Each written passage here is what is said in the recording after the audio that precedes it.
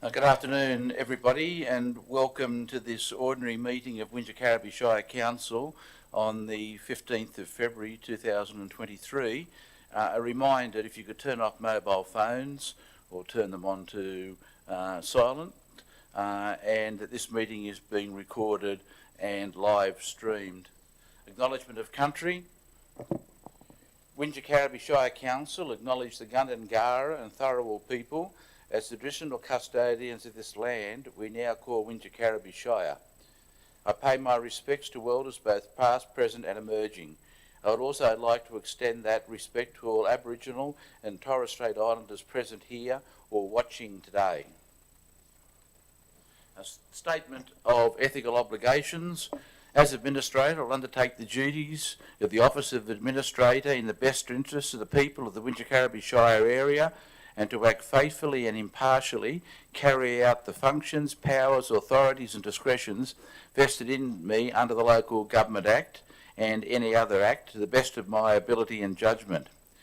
I am committed to the declaration of conflicts of interest in relation to items listed for consideration on the agenda or which are considered at this meeting in accordance with the Code of Conduct and the Code of Meeting Practice. Obviously there are no apologies. Deal with the adoption of the minutes of the meeting of Council held on 14 December 2022. I would move that the minutes of the ordinary meeting of Council held on Wednesday 14 December 2022 inclusive be adopted as a correct record of the proceedings of the meeting and declare that carried. General Manager, declarations of interest? There are no declarations of interest, Mr. May. Thanks very much. There was one administrator minute which I had put on the website last night to save reading the thing out. It addresses a number of issues. I must apologise to the staff in that I write my own minutes and I didn't consult properly on one thing in there, and I kept reading yesterday afternoon and it's dealt with, and that is in relation to an organisations manual, which everyone's in front of me. So I acknowledge that fact. So in relation to the minute, I would move that the minute be received and noted as number one, and number two, the community directory actions as outlined in the quarterly delivery program report review item 9.4 be noted, and an information session be organised for the administrator and interested residents, and declare that carried. We now move on to the matters listed for consideration. The first item relates to the Council Community Satisfaction Survey results for 2022. General Manager. Thank you, Mr. May. The item this afternoon is on the Community Satisfaction Survey results from 2022. Council has brought forward the community survey, which was due in 2023 to October 2022. And the reason for that was to look at progress as we move through our reset and enter year 2 of a 3-year rebuild. And also so we had current information to assist in the refresh of the community strategic plan, and also as we frame up the draft operational plan for 23-24. We have Stu Reeve from Micromex with us this afternoon, and he will be providing an overview of the survey results and providing context in terms of the results from Wingecarribee, but also what is happening more broadly in local government. Mr. Reeve, are you happy to? Just before Mr. Reid starts, I've got to suspend standing orders so he can be heard. I would move that standing orders be suspended in order for the Managing Director of Micromex Market Research and Consulting, Mr. Stuart Reid, to address the Council on item 8.1, Council Community Satisfaction 2022, and declare that carried. Formalities over, Mr. Reeve. Thank you, Mr. May. Okay, well, first of all, as was indicated earlier, the point of doing this sort of research is to give Council an understanding about where the community sentiment has evolved over the period. Our last survey was conducted in 2021, I think in about February of 2021. So this survey marks about 18 months post that time there. Obviously, in the interim of that period, we've had continual COVID, we've had continual floods, we've had an administration, so there's been impacts that will colour the data, and I'm going to try to talk to those as well.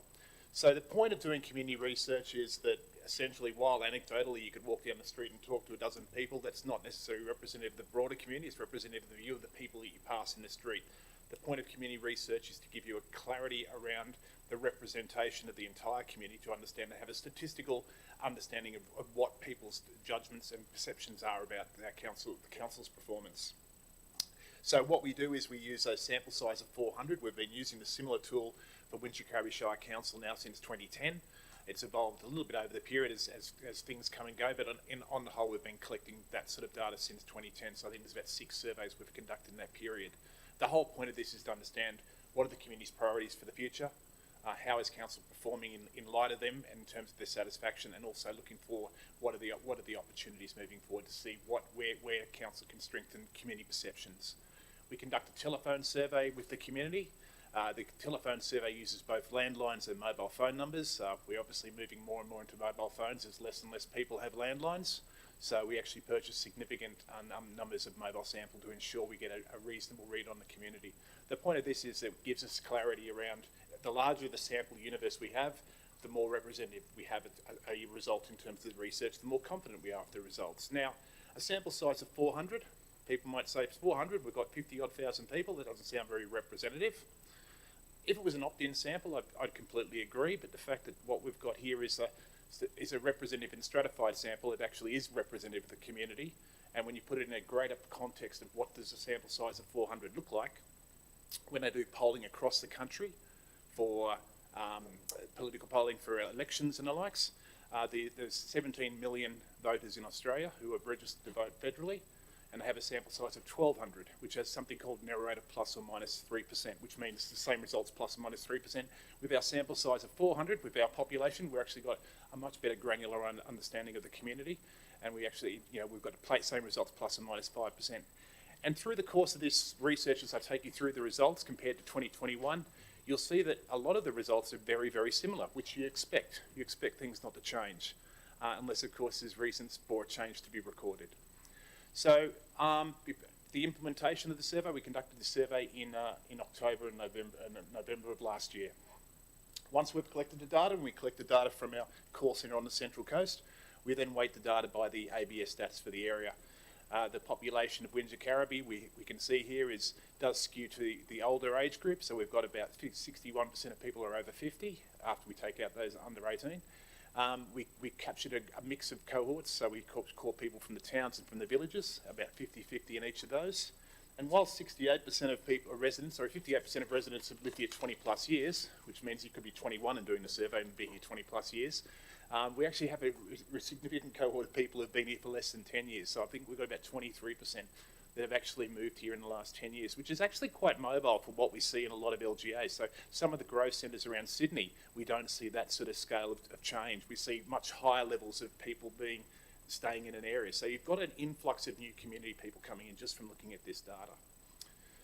Okay, so first of all, I'm going to talk about living in the Shire. There's a couple of measures that we look at here that I'll take you through. The first one here, this is an open-ended question, so one of the things we ask the community is to tell us what they think the best thing about living in the area is.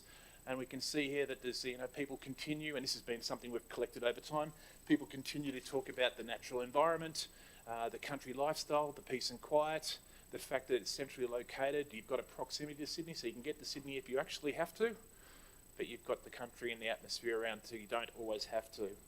And when we look at the changes over the last 2 years, we can see that for the most part, which is the next slide, for the most part, things have remained fairly consistent. A slightly softening there in terms of people who have said natural space as a first comment, and a slightly higher level of people talking around a country lifestyle, the fact that it's near enough to Sydney, and it's peaceful and quiet, and it's the overall atmosphere of the location.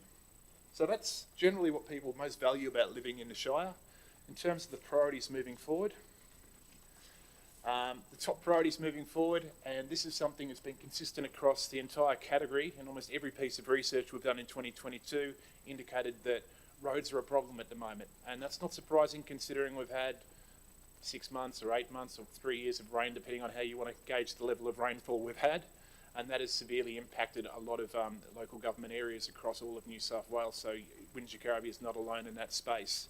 We have seen that dial up for Wingecarribee in compared to other times. Other areas that we've talked about, the community talked about here, talked about infrastructure, talked about development, talked about managing population growth, all things of an LGA on the outskirts or not that far from Sydney, which is experiencing growth. So not a surprise that we're seeing that sort of thing come in, and that is still an issue which is going to manifest itself, and it has been manifesting itself for a number of years. And we can see the real changes here on the next slide, which shows us that in the period, so when I asked people 2 years ago what was the most important top priorities for council to focus on, only 1 in 5 said that roads was the top priority. This time around it's 40%, so that's significantly uplifted there. A slightly drop in terms of controlling development, a slight increase in improving council overall, but still population growth comes through.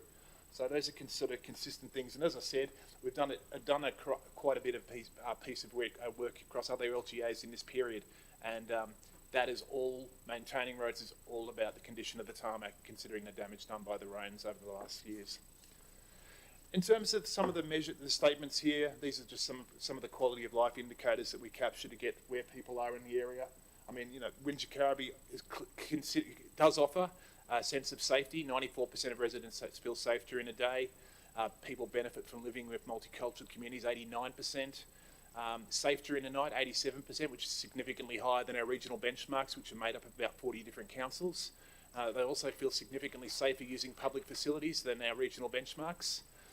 Living in the Shire, they have more opportunities to participate in sporting activities and recreational activities, and also arts than our regional benchmarks. So there's some real ticker box there in terms of what the community is offered here. Softer than our regional benchmarks, sense of local community and adequate support networks. This has been something that at a category trend has been occurring over the past 2 years, while there has been obviously people being isolated, self-isolation, and all the things that have been happening through COVID. So some of these aspects I think will colour these results. And certainly the experience of doing this research in October last year was 12 months post still being in lockdown. So some of those things will certainly impact that. And we can see those changes on the next slide, which shows what's changed year on year. And for the most part, and as I said, it's really nice seeing consistencies in data. You don't like seeing changes or anomalies, because how do you explain those? But certainly, safe during the day has remained exactly 94% in both measures. Pretty much the same in terms of the CALD background question. Safe during the night has remained fairly consistent as well. When I say fairly consistent, it's the exact same number. Safety using public facilities is the same. We've seen a softening around opportunities to participate in sport and recreational activities, which not surprising considering I think a lot of them were shut down during the late end of 2021. Part of the local community is softer, as too is adequate support networks being around to support them if need be. These are sort of questions that we do find in terms of opportunities to connect. These are the servicing areas which do sometimes fall away when people don't have connections in the area. So possibly the size of the new population into the area would impact some of those things. I'll now go to the next section. So that's just broadly talking about living in the local government area. I'm going to be talking specifically about some of the council performance measures now, and talk through those. So first of all, in terms of talking about the obvious issue of being under administration, is the community aware of that? And we can see the community is by and large well aware that now the council is under administration, with 94% of the community saying that. Men are always more certain than females in this sort of thing. That's why all of them are sort of saying that, whereas there's slightly different there in terms of nuance. 18 to 34-year-olds certainly are weaker in terms of their awareness, so they're less likely to be engaged, but certainly once you hit 65 plus and 50 plus, you've got high levels of awareness there. So too across the villages and towns. In terms of we asked a question this time around about satisfaction with the administrator. We had 3 measures here. One is overall performance, which we've got at 70%. So we've got about 31% being top box, so satisfied to very satisfied. We've got The moderate at 35%, so around about a third there, which is probably levels of awareness which will strengthen over time. Representing the broad range of community needs is 40% in that middle aspect and 31% in the top two box, and effective leadership is around 43%. So there's sort of opportunities to convert those people at moderate levels of satisfaction just when they're more aware of what's being achieved. I'll just wait till it comes back. One thing to point out is that those who are most aware that there is an administrator, who were the 65 pluses, generally have significantly higher levels of satisfaction in terms of how that's working for them as a community at this stage. How does that compare with the next question, which is around overall satisfaction with council as a whole? We've been tracking this since 2010. I think pretty much since about 2012 we had a consistency there between about 3.1 and 3.2. And that continued all the way up until 2021 scores, where we saw a decline. That's when there was obviously issues being canvassed, and there was awareness there was problems going on within the organisation, and so we saw a softening there, and we've seen that softening sort of slightly continue back to the 2022 scores. So that mean score has dropped from 2.84 to 2.68, and I can tell you that's very much in line with what we see with councils under administration. Another thing to consider is that score could be considerably worse. I've seen scores of considerably worse when councils have gone for an SRV, or where there's been really a lot of political ruction as well. So that score is nowhere near as bad as it could be, and represents a good baseline to grow from here. I think the interesting thing about this data set, though, and this is what I've been noticing, you'll notice that the 65 pluses mean score is 2.9. Back in the 2021 score, that was lower than that. They've actually started to consolidate. Their awareness of what's changed and what's going on is certainly being seen in the data, whereas the other people who are probably slower to pick up what's going on as not being connected or engaged with council are finding out now rather than finding out in the period before. We're softer than the benchmarks, and I think what we're seeing here is while we have softened, this represents an opportunity for where do we grow from here. And at the end of this this presentation, I'll be talking about the opportunities moving forward in terms of how council can strengthen those satisfaction scores. What we'll talk about now is there is a lot of other parts of the survey. There's a document that's about 100 pages long here, and there's also an accompanying tables and Excel tables, charts and the likes, which are about another 40 or 50 pages. So there is a lot of data that can be gone through. What I'm trying to give you here is a very high level of understanding of where the community is. And so one of the main aspects of the survey is to look at what's important to the community in terms of what council offers and how satisfied they are with what's being provided. You'll see the first box there, the higher importance box. We've got something that says top two box. That means top two box, so it's important or very important. And followed by that is the mean score out of 5. So the closer to 5, the more important or the more satisfied people are with it. Domestic garbage collection is at 93%, as to is town water quality, drinking quality, and roads are at 91% in terms of how important they are to the community, and recycling rounds that out at 90. Now we've got, as I said, we've got about 40 odd different service areas we ask people to rate in terms of importance and satisfaction. And the lowest, and I say the lowest, but I really should say those with lower importance, and there's really not many here that we'd say are at lower importance, considering that the lowest rated importance score was the provision and maintenance of swimming pools, where 57% of the population said it was important or very important to them. So we're not seeing any of these areas where there's really low levels of importance. As a guide to that, we did some research in Lisbon about 3 years ago, and the Nimbin pool had 9% of people saying it was important to them. They were all the people living in Nimbin, but they were very satisfied with what's being provided. So this is about the usage factor of things as well. So when you look at there, so we've got sporting facilities at 62, council facilities at 63, revitalisation of town centres at 64, and of course arts and culture at 65. I'm sorry, I can't quite read some of this with glasses on and off, but 65%. So these are not unimportant, just less relatively important to things like garbage collection and roads.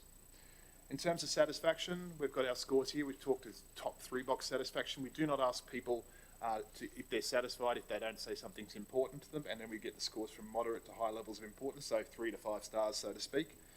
So libraries are at 95%, town water at 92, the sewage system at 88, green waste at 88%, and as well domestic garbage at 88%. So fairly high levels of satisfaction with what's being provided in that space there. Relatively lower levels of satisfaction revolve around, and I'll go reverse up here, so car parking development are both at 54, managing development and growth at 49, decision making at 42, and condition of local roads at 15. The local roads has dropped significantly. That's one of the lower local road scores we've actually had in category, but most of those scores have happened in recent times. I think we've had Dungog, we've got Cessnock at the moment, and some of these council areas have seen a decline in road satisfaction, not surprisingly, considering what's happened to the roads. In terms of how does this look against what's happened year on year, and what we show here is what's changed over time. And I think again, you can't discount the impacts of what's been happening at a macro level and also at a shire level in terms of what can change and what can shape people's importance. These scores, what we've seen here is there's been declines in what's important. We have actually seen this across many councils that we've done research early in COVID and later in COVID. As COVID came through, our worlds became smaller and more localised, and there was a greater focus and impetus on the importance of local services and local infrastructure.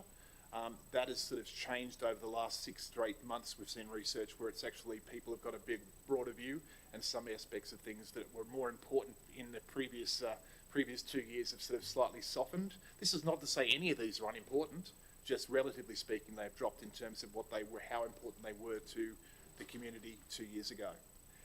One area where they've seen a change, and it's become significantly more important around dog controls.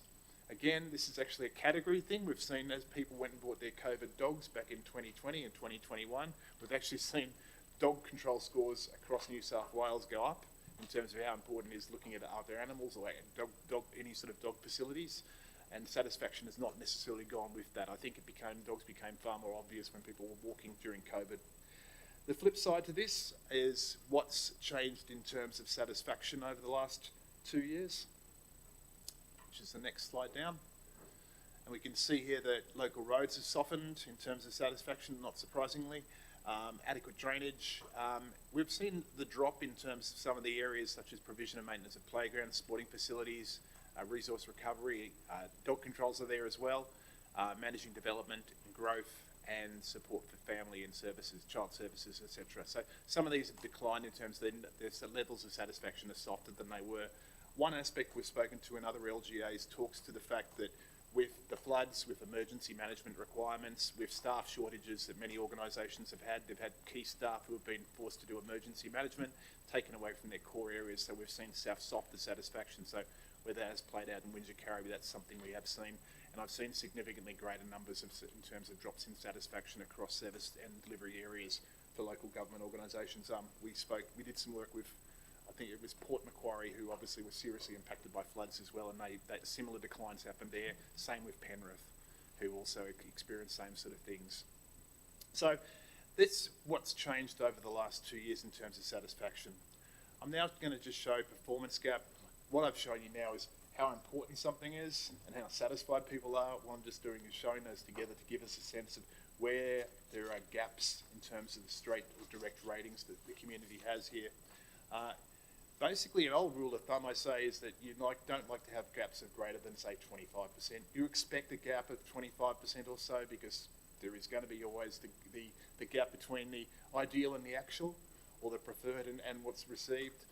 So gaps of over 25%, you'd say, well, what can explain that? How do we explain that? Are there things we need to do to address that?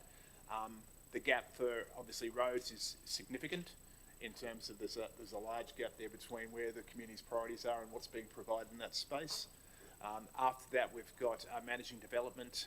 We've got drainage, again, flood-related, opportunities to participate and provision of information, development, parking, and footpaths. So quite a few of those talk to the infrastructure supporting development. Quite a few of those talk to the fact that the community's voice doesn't have the voice at the moment as well.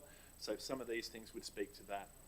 So that's one way of looking at data. If we sort of throw it all up on a wall in a very busy chart, which is the next one, which is a quadrant analysis, we map the 43 different service areas against each other and give relative scores for what the average relative importance and average relative satisfaction. this chart does actually work a lot better on the page in front of you than probably to the gallery here. But there's a lot of information on it. What I really want to take as the takeouts here is there's a range of different ways we can look at this data in terms of what's important. We've got those of higher relative importance and lower relative satisfaction, where we've got things like drainage up in that top left quadrant. In the top right quadrant, we've got the reliability of town water, so it's important to the community and it's being provided, so we're ticking that goal or achieving that task. Down the bottom two quadrants, we've got one we call niche. Niche, considering the lowest level of importance is 57%, is probably a little bit cheeky. It's just less of a priority, but you can see public transport is one area there where the people who think it's important would like would like to see a better service in that space. Not always something council can do, but certainly advocate for. And finally, in the bottom right quadrant, we call it social capital. It can be placemaking. It's all the sort of things that make an LGA a place or a place you'd want to actually live in. So things like supporting arts and culture facilities, tourism, sporting facilities, libraries, etc. So that's big picture sort of where things map. Now, that's a lot to take out. And so how do we differentiate this to give you guidelines moving forward? What we do is, can we go back? Sorry, I just want to talk about that for just a right second. Thank you. So I've got 43 different service areas here. We interviewed 400 residents, so we've got approximately 16,000 measures of satisfaction. And so 16,000 independent measures of satisfaction. We read them through, we get their satisfaction scores. And so with those 16,000 measures of satisfaction, I go, well, how can I use something to identify what are the opportunities moving forward? And what we do is we use the dependent variable being overall satisfaction with council performance. The reason for that is it gives us an idea of how much your ratings of all these contribute to your overall satisfaction with council performance. And what we'll show in a moment is we're going to show not necessarily those things that don't need to be addressed, roads or the like, but certainly give you the opportunities of where the greatest differentiation is. So these are the areas that if we can strengthen satisfaction in these, we're likely to see a greater level of improved satisfaction across the community at an overall level. And if I go to that chart now, so the regression analysis shows us where, if you were investing, you'd be looking to see how do we make sure that we're getting to the community and informing and involving the community. You can see the first few there talk about how you inform the community. So the community who feels that they're being informed, they've got a higher level of overall satisfaction. Those who feel there's a gap there have got lower. Similarly, opportunities to participate. So those first two measures account for nearly 20% of overall satisfaction. And there's a range of other scores there. We've got support for tourism, town beautification, roads, maintenance of local area. So we've got a few there talking about the maintenance and support of the local area to make it an appealing place to both live and to actually people to come to. And then finally, we've got a range there talking about support for family services and the likes. But at the whole, it is how do we create those opportunities to cut through so people know what the council's planning to do, can have a say and can take part in that. And I think that's always a challenge, particularly in a world where there's so much information out there. Relying on cutting through is critical. How do you make sure that your messaging is both relevant, remarkable, and has cut through and is a call to action to the community? So in terms of at a high level, that's going to be the opportunities moving forward. And every interaction with this organisation is an opportunity, whether it's the administrator, whether it's staff, it's all an opportunity for the community to understand more what's being achieved and what's being focused on into the area. So using as a baseline our overall satisfaction scores that were achieved late last year, these are the sort of things where we'll be able to drive improvements and understanding in terms of resident satisfaction. I'm just going to go through the summary results, and then I'll happy to take any questions. Summary results, just as a quick scorecard. We do a scorecard based on the satisfaction scores, and we can see here that there's a few that have, we say generally anything over 80% is a reasonably good performance score. Monitor anything between 60 and 70, and needs improvement if it's under 60. We can see here that there's some area of opportunity in terms of the Shire presentation, roads being the one with the lowest score there. Assets, we talk about parking, footpaths and drainage being opportunity areas there. Communication engagement are both areas of opportunity, as to is the final quadrant there, the final box there of planning, development and regulatory services around development and enforcement of council of development and building regulations. So really a lot of it involves about the infrastructure involving and development with the community, and how do you talk about the long-term plans for the area, and what are the goals to address growth that is bound to happen in some shape or form. Okay, in terms of just a summary overall, then where to now? I think one of the things that I've tried to articulate through the presentation is that we cannot say, obviously there is impacts of being under administration. There are obvious impacts and the likes of flooding and COVID. We've had several years of natural disasters now, and there has been a softening of satisfaction across the category. As I said, in the last 6 to 8 months, I haven't actually seen one council score go up in terms of satisfaction. They've all dropped.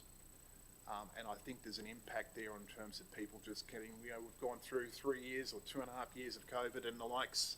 We've had our flooding, we've got cost of living impacts, we've got staffing shortages and people overworked. There's a whole bunch of things that are impacting people's perceptions, and I think that's one sort of lens to put on this and look at that and say, okay, here we are as a starting point, and use this as the baseline moving forward. Thanks very much for that presentation. If you've got anything you want to say, General Manager? Look, in relation to participation in the decision-making process, and I think whether the council's under administration or there's, councillors, it's always a difficult one. At Wingecarribee, we've endeavoured to get panels to assist at the high level, but the demographic that comes back does not represent the demographic of the Shire.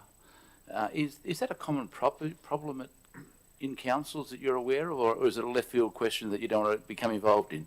No. I'm quite happy to respond to that question. I think there's some real challenges of how we make things work for people. How do we get them involved? I mean, we did some focus groups in Maitland late last year, and the lady said, I came along to the workshop because this was the one time it would actually suit me to do it, because I've got kids, I've got all these things, and it's being accessible in different times to get people engaged. I think the other challenge is letting people know and having a call to action that you want them involved. So it's well and good to put out communications, but actually making sure it can cut through is remarkable and people can respond to it is a challenge. So that what you're talking about is something that you'd see across many organisations.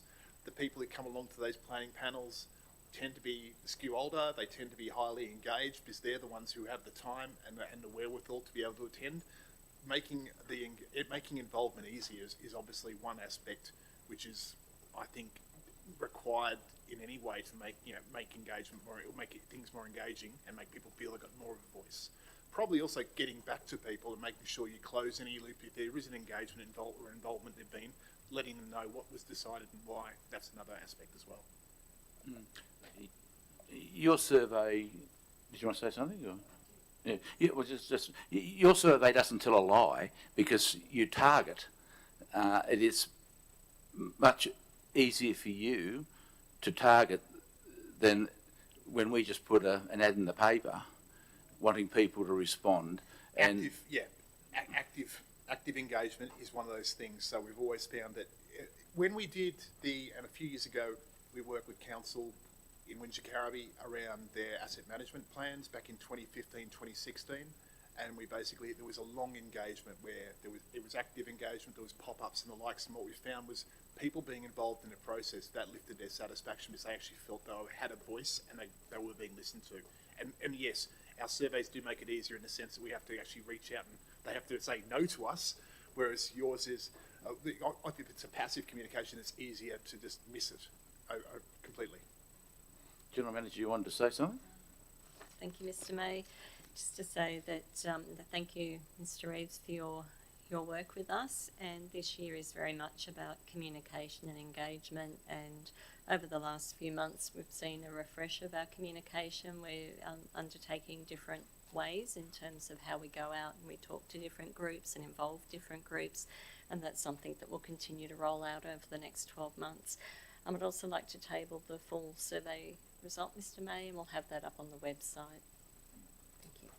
Okay, thanks very much, and thank you for your presentation. It's the truth, and I think that's important for us to digest and respond to. Having said that, I would move the officer's recommendation as outlined on page 8. Oh, I'm sorry. I've got to go back into council. I would move that standing orders be resumed and declare that carried. If I could now move that Mr. Reeves be thanked and that the Windsor Carriby Community Research Report 2022 be tabled and declare that carried. Thanks very much.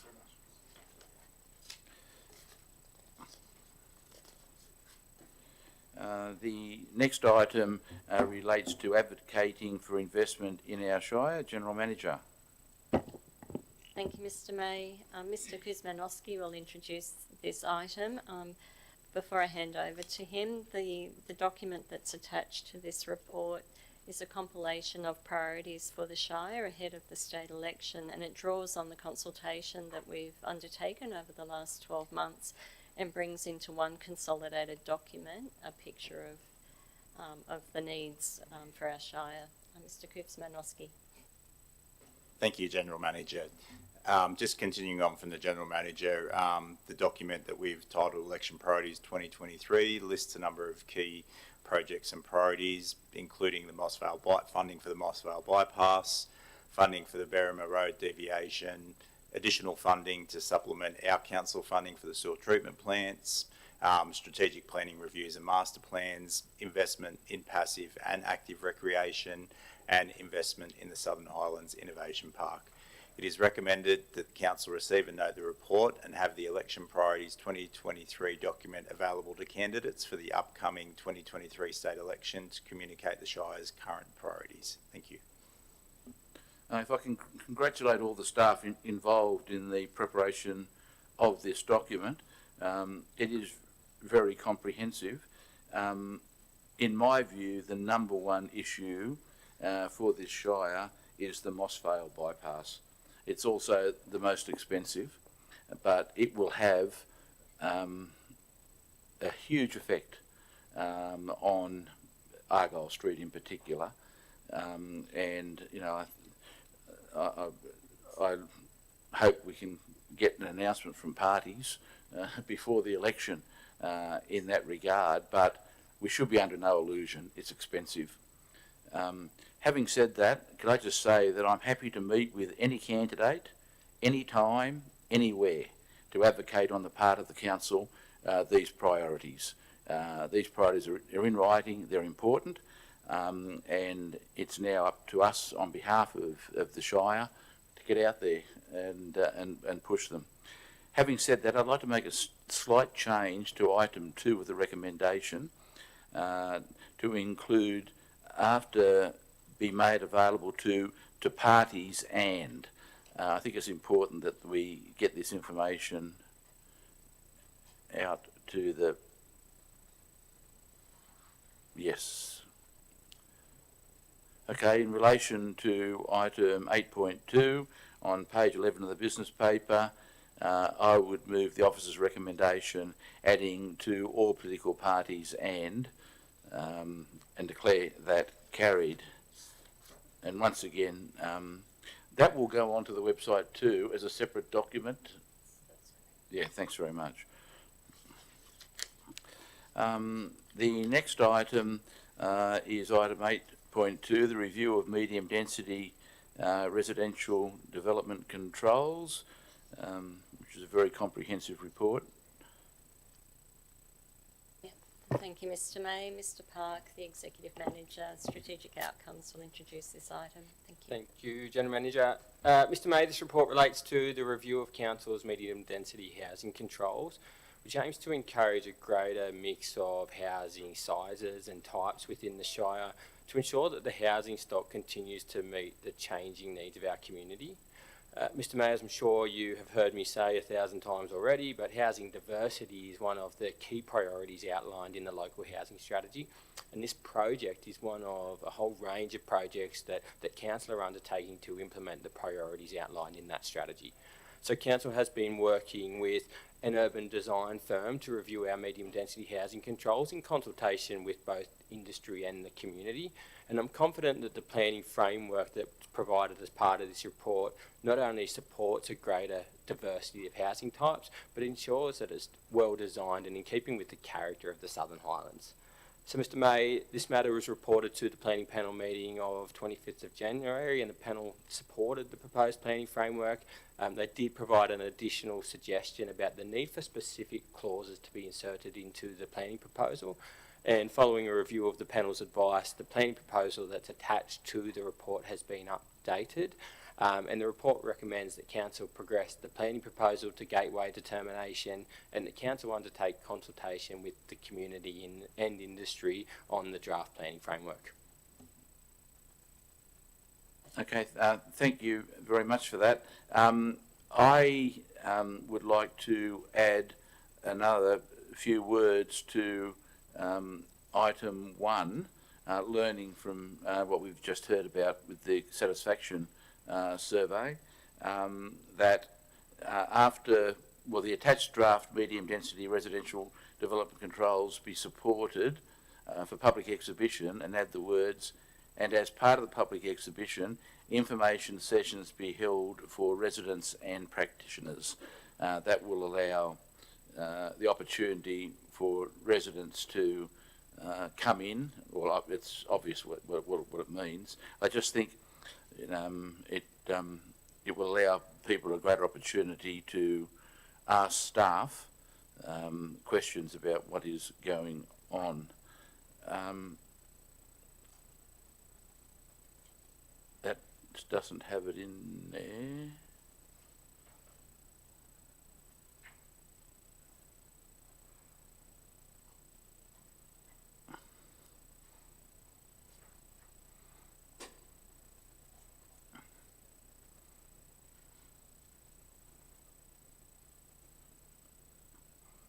Yeah, this was a complicated one because it had the panel recommendation, the officer's recommendation, and now I'm changing it. So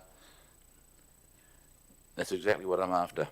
Okay, in relation to item 8.3, I would move the officer's recommendation that starts on page 68 of the business paper, adding the words.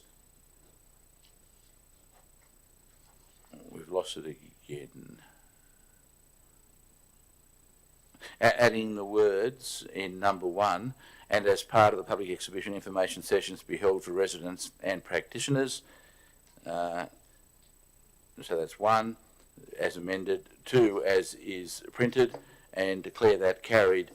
We now move to item 8.4, strategic outcomes works program update. General Manager. Thank you, Mr. May. As part of the organisation's roadmap and reset, we're having a strong focus on strategy and focusing on the future. As part of this work, the strategic outcomes area are undertaking a comprehensive body of work, and I'll ask Mr. Park to outline that. Thank you. Just before you start, we did have correspondence from Win Zero in relation to, if you captured that. Yep, happy to address that in my introduction. And the letter will be attached to the minutes. Sorry, apologies, Mr. May. So just to add to what the administrators just said, we received an email from Win Zero yesterday afternoon just in relation to the Barrel East Master Plan, which forms part of this overall program update, and I'll table that and it'll be included in the minutes. Thank you, Mr. May. Thank you, General Manager. And Mr. May, I am, I think, happy to report an update on the Strategic Works Program. The Strategic Works Program was initially reported to Council in March of last year and outlined what we saw as the key strategic projects that were required to provide a robust planning framework that gives effect to the priorities outlined in the Community Strategic Plan and the Local Strategic Planning Statement. So very much a focus on unlocking employment lands and supporting local employment, increasing housing supply, the planning and delivery of infrastructure to support our growing communities, and a move towards a place-based planning system. I won't go through all of the projects outlined in the report because we'll be here all night, but I think it's important to mention a number of the key projects as they're reaching some really important milestones. So firstly, the Southern Highlands Innovation Park. Approximately 12 months ago, Council undertook the first stage of a master planning process. Ultimately, the master planning process sought to test the viability or the potential of the precinct and to begin to establish a clear strategic vision for that area. I'm happy to report that the first phase of the master planning process highlighted the significant potential of this area, but also highlighted some significant challenges, particularly in relation to the provision of infrastructure. So council staff over the past 12 months have been working behind the scenes closely with the state and federal government agencies, as well as some of the key service providers to I guess address some of the challenges that have been identified in the first phase of the master planning process, but also to map out a way forward so that we can unlock the potential of this area. So Mr May, the report recommends that council start to engage with landowners and the broader community on the first phase of that master planning process. But I'm also happy to report that council secured some $270,000 through a competitive grant process to undertake this second phase of the master planning process, which is that detailed master plan which we developed in consultation with the community and landowners. And council will shortly go to tender for that work. And Mr May, the report seeks council endorsement of the consultant brief, which is provided as an attachment to the report. Very quickly in relation to the Barrel South new living area, so council through the local housing strategy have committed to undertaking a master plan and servicing strategies for our new living areas prior to being rezoned. And this is about better upfront planning for land release, ensuring that our new living areas are well designed, they meet the needs of our community, as well as ensuring that they're supported by essential infrastructure, and importantly locking in the cost and a funding mechanism for infrastructure prior to rezoning, so that we can ensure that new development contributes fairly to the infrastructure that they generate the demand for. So the intention of this project is that the master plan and servicing strategy will form the basis of a site-specific development control plan and a contributions plan.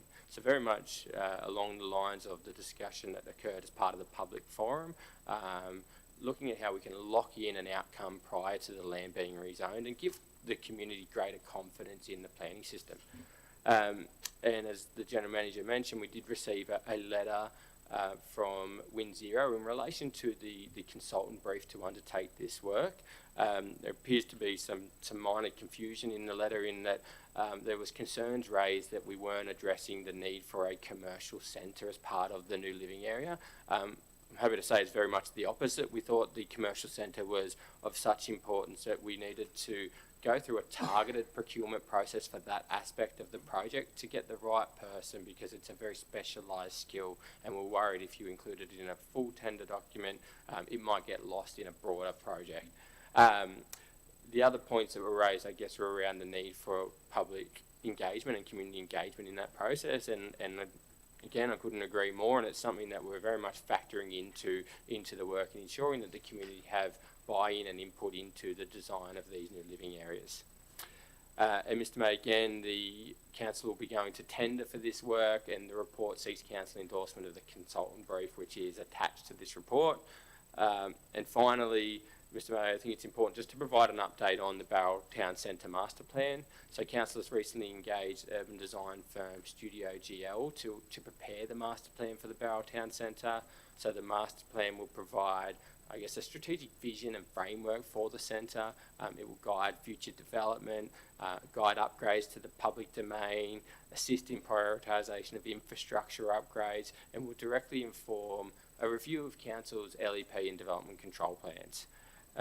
The project page, so we've set up a specific project page for the Barrel Town Centre Master Plan, and it's now live on the Your Say Wingecarribee website. It's been live for 2 days, and I am overwhelmed by the interest we've received over the first couple of days. I can't remember the exact numbers of people who have already filled out the survey and used the interactive mapping tool, but there's a lot of interest in the project, which is great. I'd also encourage the community to get involved in the upcoming consultation sessions. I believe they'll occur on the 8th and the 11th of March in the Barrel Town Centre, but all the details are available through the project page. Thank you. It's a pity that in relation to items 1 and 2, it's about 20 years late, but it's catch up. But in relation to the other matters, look, I thought Mr. Fredericks was very refreshing in what he said in relation to the fact that the council's on the right track, and I couldn't agree more. I think the strategic approach leads to openness and honesty, and it allows the community to take back the control of their own shire, which hasn't happened for a long, long time in this place. And I think that's very, very, very important. Having said that, in relation to the Bowral South, it's never been in doubt, has it, that there will be a local commercial centre in that? Mr. May, no. Or retail, I should put. No, it's identified in the housing strategy. It's outlined in the tender documentation that we are running a separate procurement process for that work. So there's never been any doubt that there would be a commercial centre. I think, unfortunately, the nature of planning is we like to use a lot of jargon and write a tender aimed at planners and urban designers, and it gets lost in translation, these sorts of things sometimes. In the past, you've made yourself available to Win Zero to speak at their meetings. Maybe the generosity of your time may allow one time to go and have another chat to them about what is involved. And, you know, this is number one off the rank for the council's housing strategy. And that, you know, the whole intent of the housing strategy is to take the community with us. So that they fully understand what is going on, but importantly to listen to what they're saying. General Manager? Through Mr. May, we have quarterly meetings with Win Zero, but more than happy to have a meeting in between. Well, I think the quarterly meeting, but because this is by the time you go to tender and everything else. Okay, in relation to item 8.4, strategic outcomes, I would move the officer's recommendation as outlined on page 211 of the business paper, 1, 2, 3, 4 and 5, and declare that carried. The next item is 9.1, General Manager.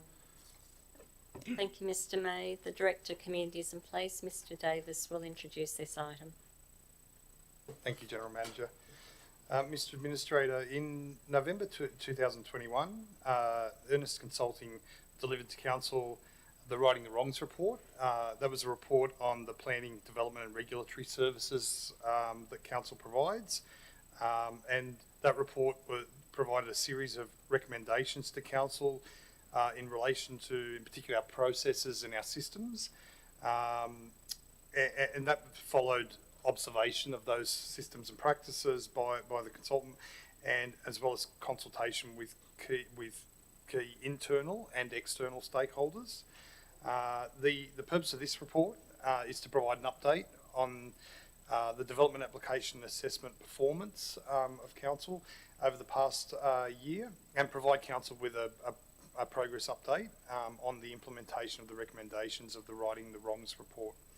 I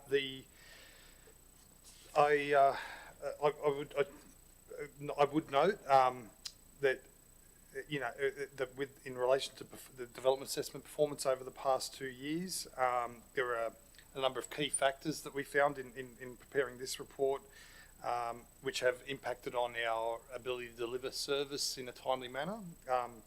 Particularly, there has been a notable surge in development application activity in 2022, which we're still feeling the impacts of now. We have experienced an assessment staff shortage and have had some challenges in recruiting professional technical staff.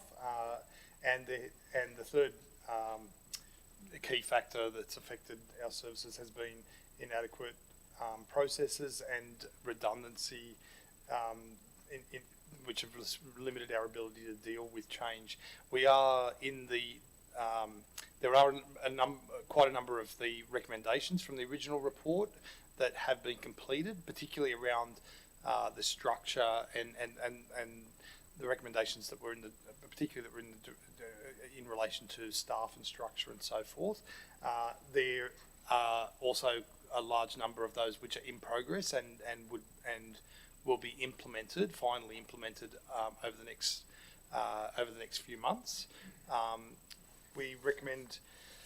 The report recommends that council receive and note the report and note the staff attraction and recruitment initiatives that are being undertaken, the application and process policy review, which is currently being undertaken, and the customer service improvements, which are continuing to be implemented consistent with the recommendations of the Righting the Wrongs report.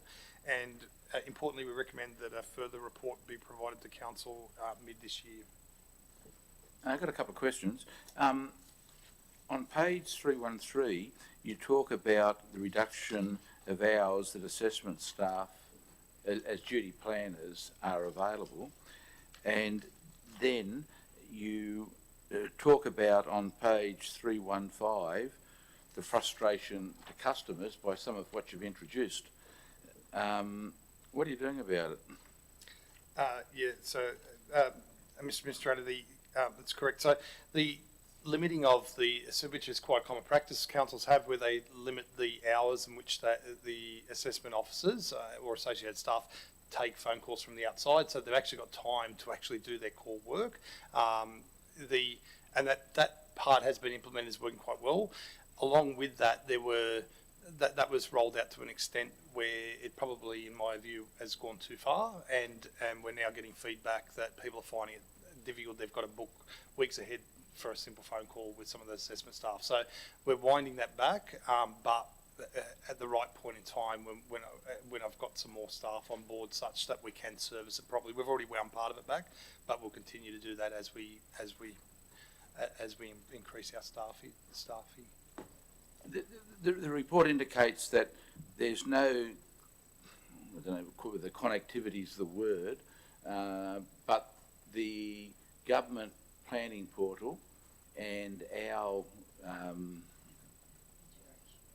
integration, don't talk to each other, which results in people having to make GIPPers when it should be freely available just on the website. That then puts a drain onto the governance area in dealing with, so it's a merry-go-round of complexity that residents can live without. I agree. You indicated you got a grant to address that question, or? Yeah, and Mr. Administrator, over the next 6 months, will be the new systems that are being introduced to council. New IT systems will actually integrate our DA tracker with the portal, so that information that's uploaded to the portal, which is the official means of uploading information, is also uploaded automatically to our DA tracker, and that will prevent confusion in the community where they've looked to our DA tracker and can't find information. In the interim, is it possible not to make people fill out GIPPer forms to get such simple information? We'll have to take that on notice, Mr. May, and come back to you.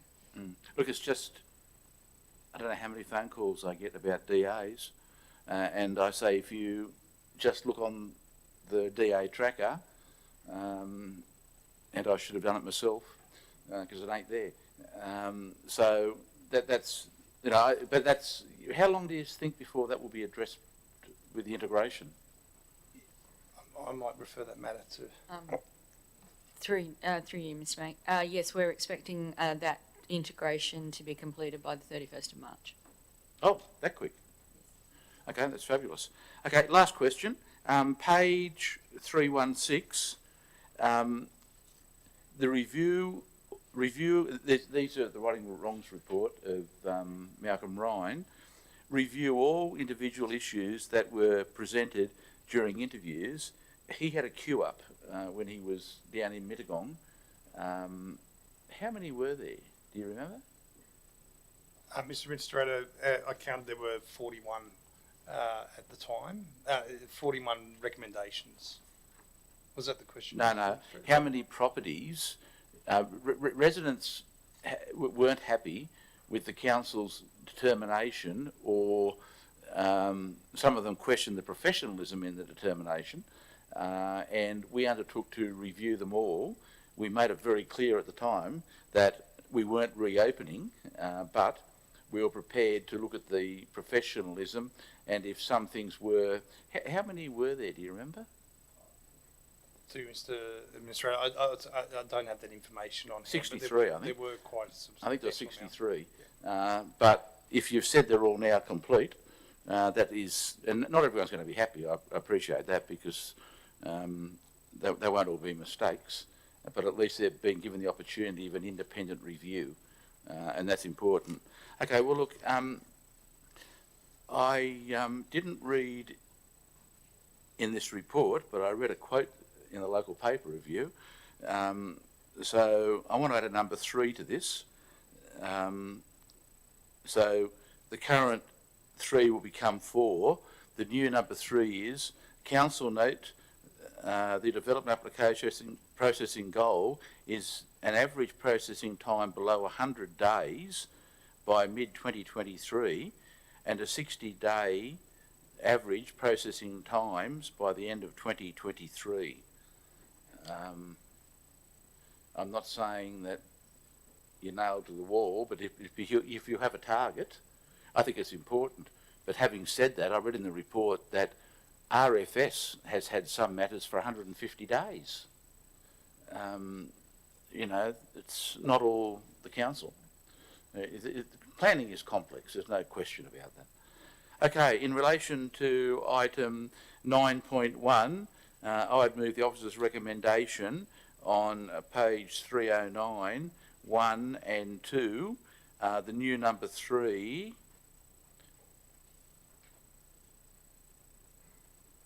which is outlined there, in effect the targets for processing, and number 3 in the staff report becomes 4, and declare that carried. We now move to item 9.2 on page 319, the waste collection services. Thank you, Mr. May. Mr. McAllister, the Manager, Waste and Resource Recovery, will speak to this item. Thank you, General Manager. Mr. May, the purpose of this report is to stipulate some key timings for waste activities and initiatives and the associated risks impacting on the provision of waste services within the Shire. It's important now as we prepare in the transition to a new waste model by 2030, as envisaged by the New South Wales Government's Waste and Sustainable Materials Strategy. The report nominates a date for the transition to a food organics and garden organics service to be 2029. This allows time for Council to finalise the disposal contract, which is part of Project 24.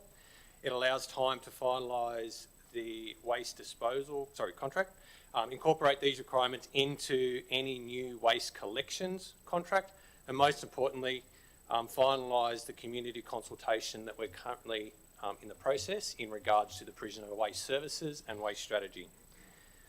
The report also highlights a risk to the procurement of waste collection and haulage services due to the extremely short time prospective tenderers would have to adequately resource to service the contract following the procurement process prior to June 2024. This risk will potentially restrict tenderers from participating in that procurement. It is recommended that Council exercise the 1+1 extension options as part of the existing waste collection and haulage services contract to ensure that Council receives the best outcome through any procurement activity, provides price surety for the collections and haulage components of waste services.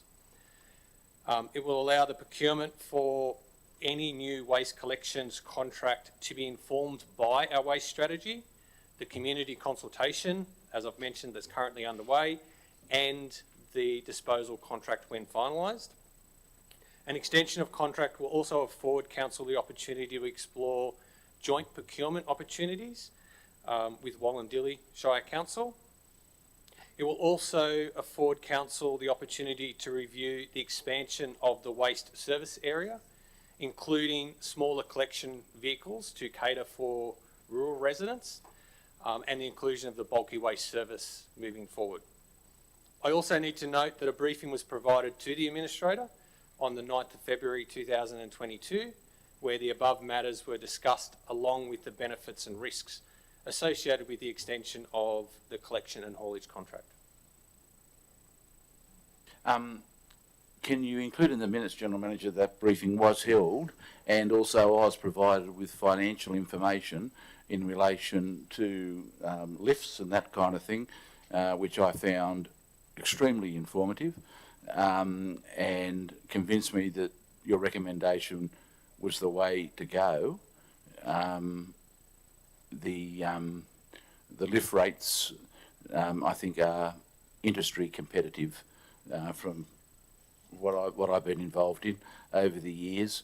But I just think it's important to note who was at the briefing and just generally what was discussed in the interests of openness and transparency that we're required to do under the Code of Meeting Practice, and also that as there was commercial in confidence matters raised, the provisions of the Local Government Act or the regulation that require that. We're on the right track, I believe, with this, and I totally agree, even though I was sceptical, as you know, to start with, but you ask a few more questions, and I'd just like to add a few things here, though. After number 3, add the words after the staff recommendation, subject to, as part of the extension negotiations, explore the ongoing provision of the bulky waste collection service, options 1 or 2 per year, and alternate size collection vehicles to service rural residents. And a new number 5, the General Manager write to residents who are outside the domestic waste collection area regarding the possible extension of the collection area. Not everyone will be able to be covered, I think that letter has to be very carefully worded to make sure we don't build expectations we can't deliver on. But I think from our briefing session, it was agreed there are a lot of people who should get the garbage service now who don't because of short-sightedness in the past. And I think it's important that we address that. So I would move the officer's recommendation as outlined on page 311 of the business paper. 1, 2, the extra words in 3, 4, and the new 5 as up on the screen, and declare that carried. The next item is 9.3, Windsor Carriby Community Assistance Scheme. General Manager. Thank you, Mr. May. Ms. Lidgard, the Manager Governance and Corporate Performance, will speak to this item. Thank you, General Manager.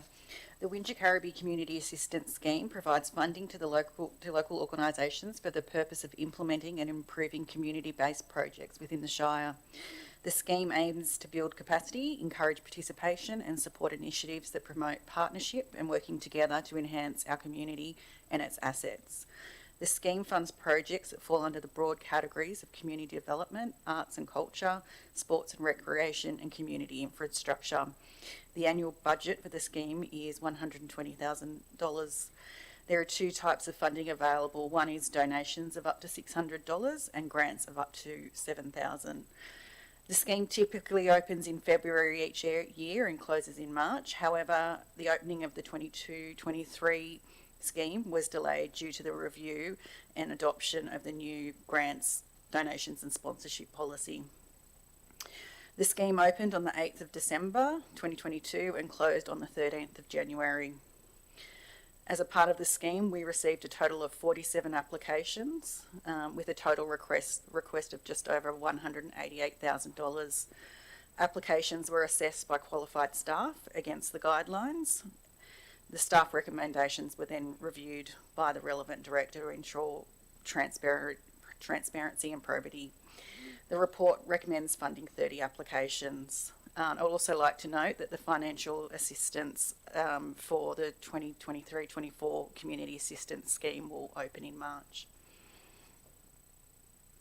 Thanks for that, and I have no intention of changing any of the recommendation, because if it's been done in accordance with the policy, which have assured me it has, I don't have a role to play because the community has endorsed the policy. I've got two questions, sir.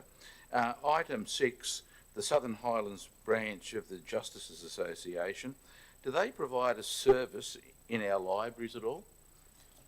They don't currently provide one in our libraries. They do operate in locations across the Shire, one being the Mittagong Marketplace. How often, do you know? Or, I've seen them in Springett's Arcade. Not sure. I'm pretty sure they're there most weekends, but I will have to take that one on notice in terms of the frequency. Yeah. I just think it would be, if people knew, and they're volunteers, I appreciate that, but, you know, if there was an hour occasionally that they were at the council chambers or something like that and people got to know, I think the days of having a lot of staff as a JP, there's not as many JPs around as there used to be, and a lot of people that used to go to the local bank manager. There's not as many branches, so I think you might just want to follow that one up. Sorry, General Manager. Through you, Mr. May, I actually have the services are provided at Springett's Arcade Barrel every Wednesday from 10 a.m. to 1 p.m, Mossvale IGA every Thursday from 10 a.m. to 1 p.m, and Mittagong Marketplace every Saturday from 10 a.m. to 1 p.m. So it's a weekly service. Forget everything I've said, because people should know, and our staff would know, if people came to the counter and we don't have a JP available, here's when they are available. I know that from experience, some people just expect a JP to be there at the council, and it's not that easy these days. So thanks for that, and forget everything I said about the other. Now, number 7, the 4K Clubhouse, $7,000. Is this the 4K that is getting money to try and do something at David Woods Oval that we've recently got a grant for $1 million for? That's correct. So they support disadvantaged children, and what they're seeking here is funding to run a program. So while it's called Clubhouse, that's the program. It's not for a clubhouse, so it's about running a program through school holidays and after school to support disadvantaged and vulnerable children and provide some respite to their carers. Fabulous. Well, they should be encouraged for the work they do. In relation to item 9.3 on page 330 of the business paper, I would remove the officer's recommendation 1, 2, 3, 4 and 5 and declare that carried. Next item is the quarterly delivery and budget review. General Manager. Thank you, Mr. May.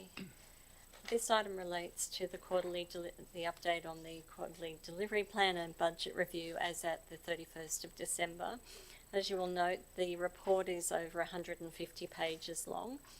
In the interest of distilling that information and making it more accessible, we'd like to provide a summary presentation of what is contained within that 150 pages of report to you. And just to explain the strategic framework in which we're working and how that relates to these quarterly reviews.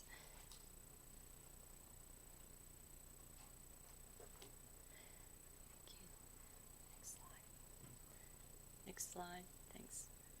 So this presentation, I'll provide a brief introduction, and then Mr. Kuzmanowski will speak to the financial position as at the end of December. Ms. Lidgard will speak to the operational plan as at the end of December, and then we'll cover briefly what's the focus for the coming quarter.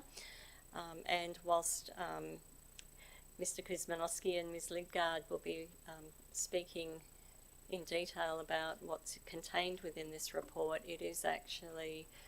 it represents all of the managers' work over the last 3 months, and they're here this evening. Thank you, Michelle. So in terms of where this fits, local governments are required to work within what's called the Integrated Planning and Reporting Framework. We have a Community Strategic Plan which sits at the top, which is Wingecarribee 2031, and then under that is a delivery plan, which is usually a 4-year plan, and then council operationalises that 4-year plan through an annual operational plan. That operational plan sets out projects, initiatives for the 12-month period, and also is supported by the budget for the 12-month period. As part of the ongoing monitoring and review of that operational plan, council then is required to report quarterly in terms of financial and 6-monthly in terms of the operational plan. However, we've made a decision to report quarterly on the operational plan and the budget in the interest of transparency and keeping people informed of our progress. Sitting alongside of that, you'll see the resourcing strategy and the operational plan and delivery plan have links back into the long-term financial plan, the workforce management plan, the asset management plan, the digital transformation work, as well as the community engagement strategy. Thanks, Michelle. In line with Council's resolution late last year, we've also refreshed the reporting format in the quarterly budget and operational reviews, and that is contained at the end of the report. We're now reporting under service areas or management responsibility areas and accountability. And that will flow through in terms of our 23-24 operational plan and budget, which will come to Council in April or May this year. Now hand over to Mr. Kuzmanowski, who'll talk us through the financial position and what has occurred over the last quarter. Thank you. Thank you, General Manager. Next slide, please. Next slide, thanks. Just from a working capital position, we have arrived at the forecast working capital position of 6.775 million, which is a slight reduction on where we were at the end of the September quarterly review after bringing to account all the net changes, $178,000 reduction in our net working capital position. Next slide, please.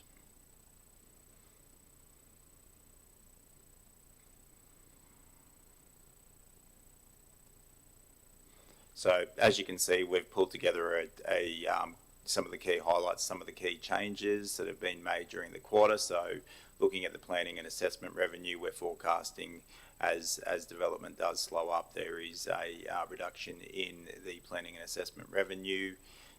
In salaries and wages, we have a vacancy dividend of approximately 2.5% of our salaries and wages.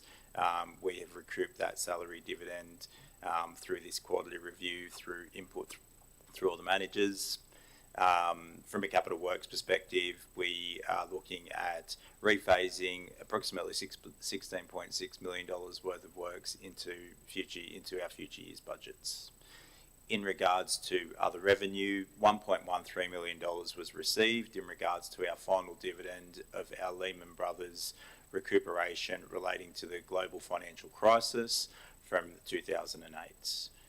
Also brought to account and in the council resolution is the release of $2.5 million worth of funds from reserves to fund the Bong Bong Common project.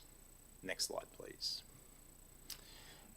Again, this will be spoken to at another item in the agenda later today, but generally speaking, we can see that council has done a lot of work in this space and representative of all the managers and the staff in administering and seeking grant applications to supplement our works program and also seek additional opportunities where we've had unfunded priorities sitting within some of our strategies. So as you can see during the quarter, we've had 21 successful grant applications, receiving 6.5 million for the 6 months leading into the financial year. We've had 3 unsuccessful applications totaling 5.7 million and 13 pending applications totaling approximately $64 million. This is as at the end of December 2022, and as I've discussed, there'll be further information about some of the details around that in a subsequent report. Next slide. Just painting the picture on some of the grant successes we've had and where some of the funds have been attributed to. So just looking at some of the master planning and some of the capital works that we will be investing some of these successful grants in, including the Bowral Memorial Hall and David Wood Inclusive Playgrounds. Next slide. There's also a number of other types of services that we've received. You can see there's some environmental grants that we've received as well, relating to the koala strategy and some habitat restorations. There are other grants that we have received, including the Bowral Streetscape beautification and looking at, again, investing in fixing our local roads with pothole repairs. Next slide, please. Again, we've had a number of applications that are pending, so due to timing, some of these grants, and again later in the agenda, you'll see that we are successful in some larger grants, but I won't speak to those.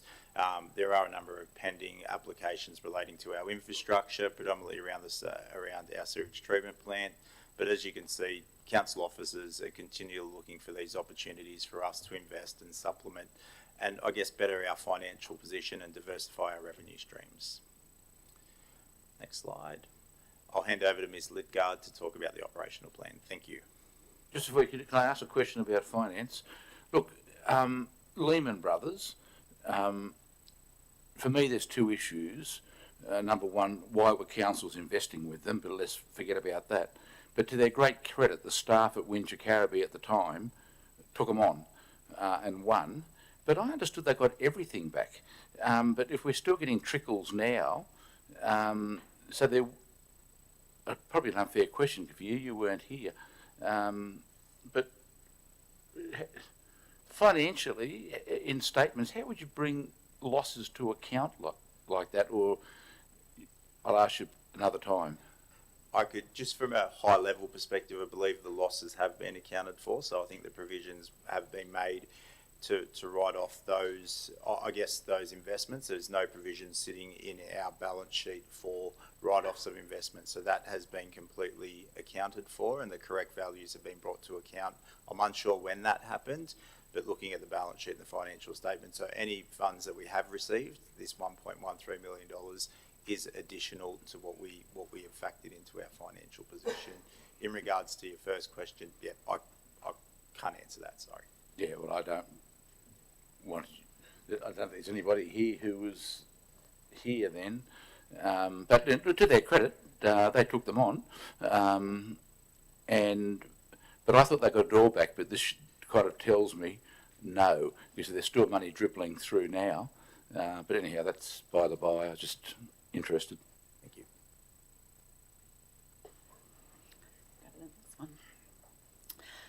So this slide just provides an overview of how we were tracking at the end of the December quarter by the themes of our community strategic plan of leadership, people, places, environment and economy.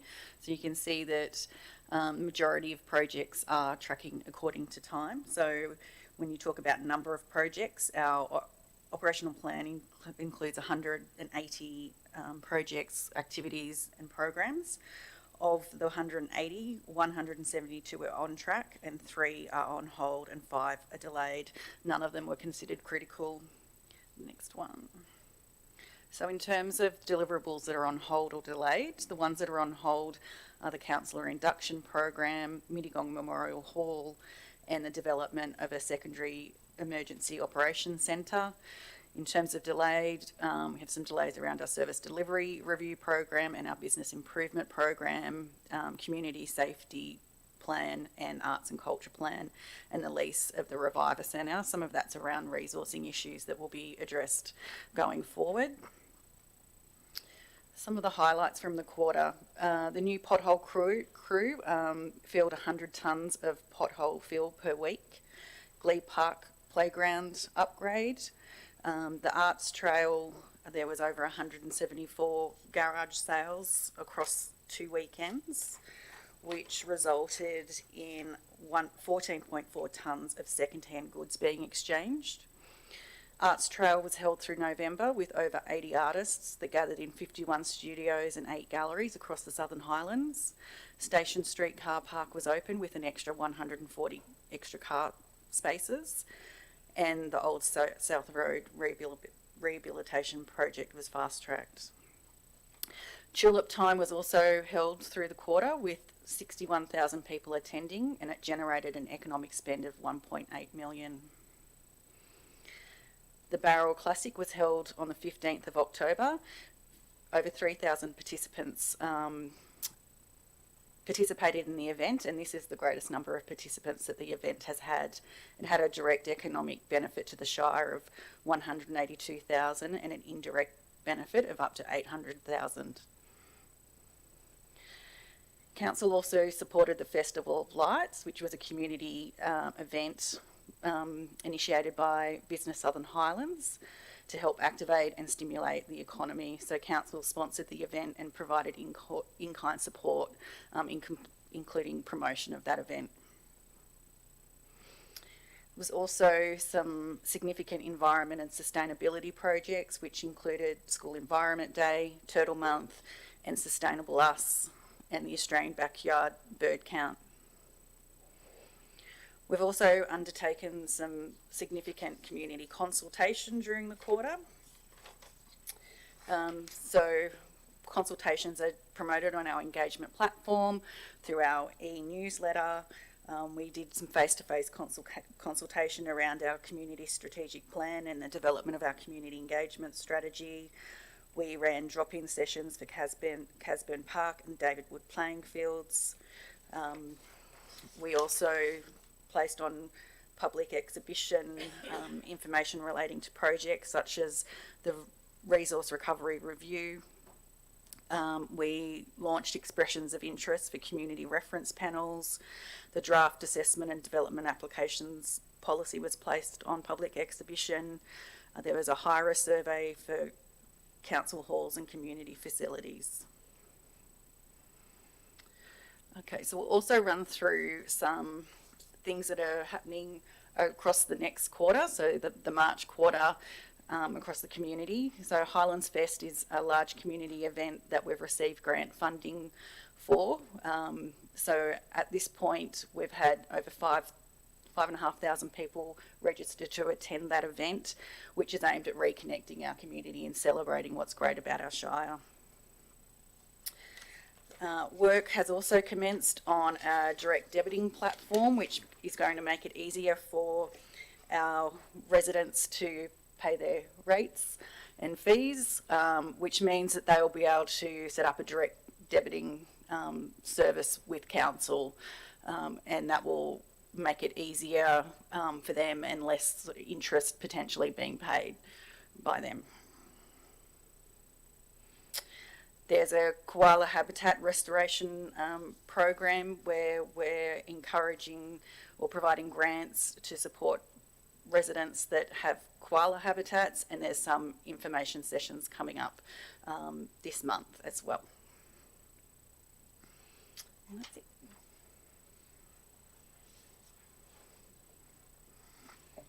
Well, if anyone wants any evidence about what goes on here, just read that report. I think everybody in the team is to be congratulated, not only the people in this room, but the people who support you in what you do, and I hope you pass it on to them. There's a hell of a lot going on. Can I just ask a question in relation to changing of banks and the new, I don't know what the word was you used, but is that what's been holding up the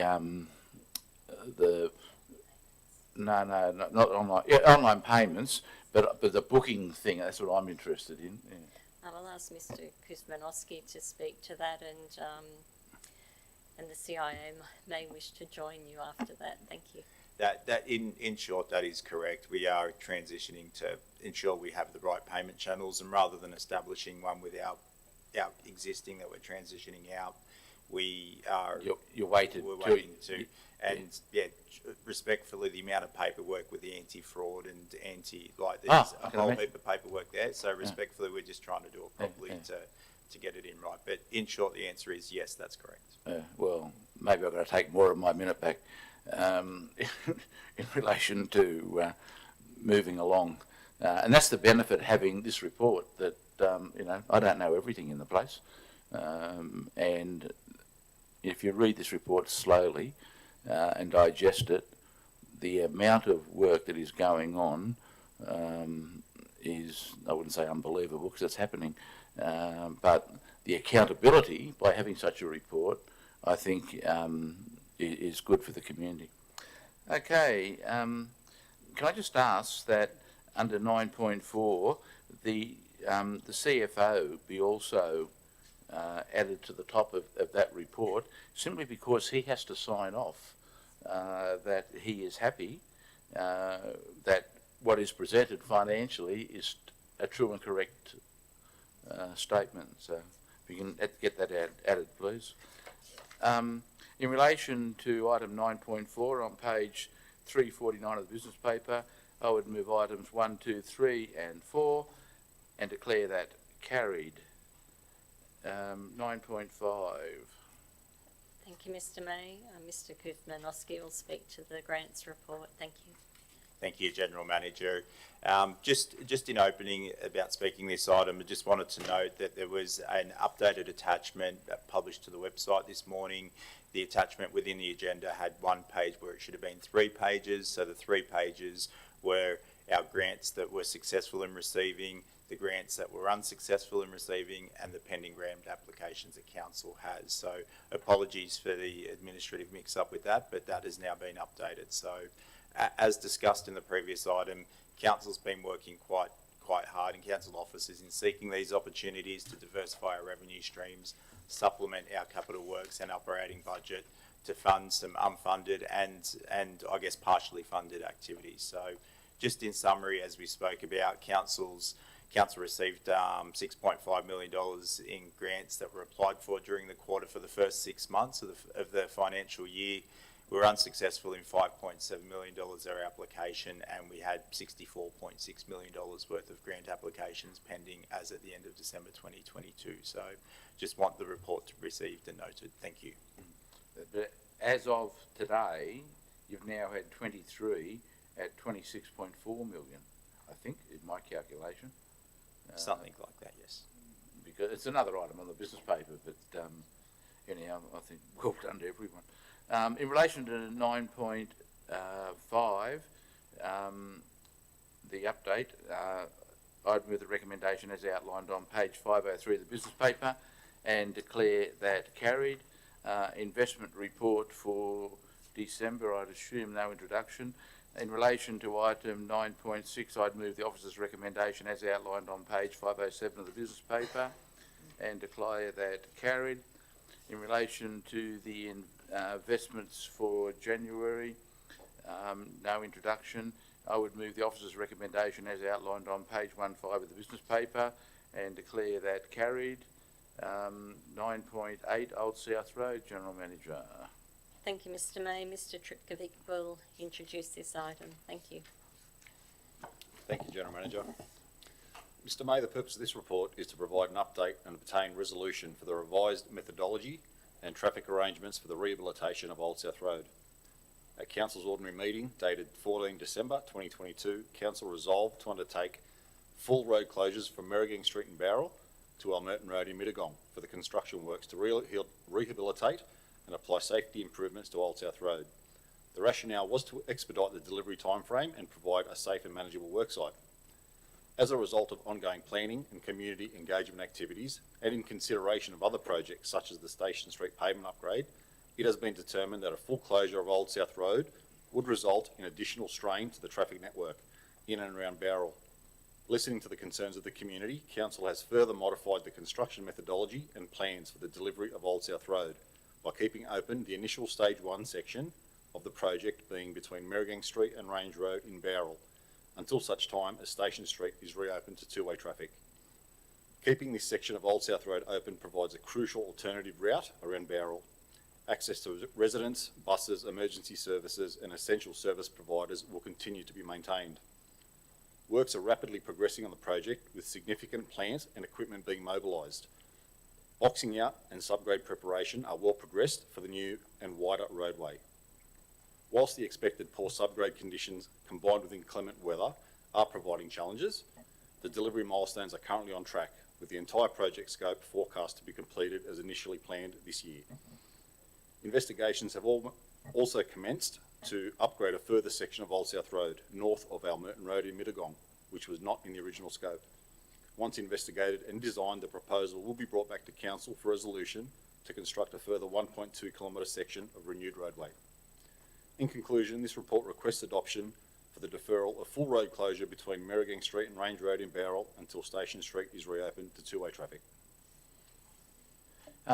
The earlier reports flagged that there were potential funds to do the extra 1.3k. That is still correct? That's correct. Yeah, but that's not in what the council's been advertising as the construction cost. It's what the council has allocated. That's correct. Yeah. Estimated the project cost will be in that 20%. Yeah, thank you very much. Look, I thank the staff for responding to the community's concerns about this over the Christmas New Year period, and I acknowledge the Department of Transport for rejigging some of the grants. I think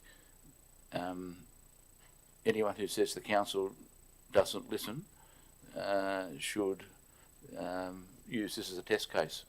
And I think that the council staff responded appropriately.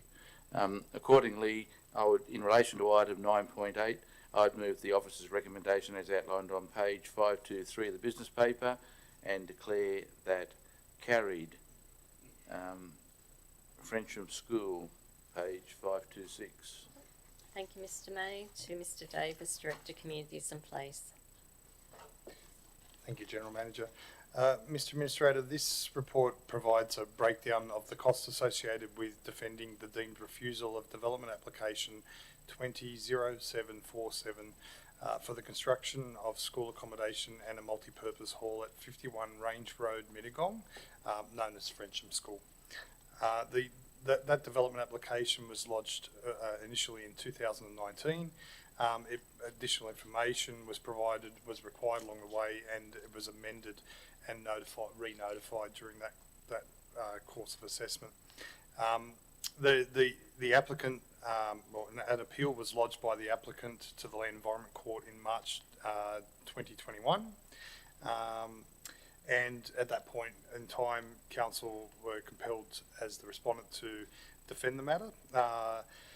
The matter went to, as appeals do for Land Environment Court matters, the matter went to an initial Section 34 conciliation conference on the 25th of June 2021, but it was not settled at that stage.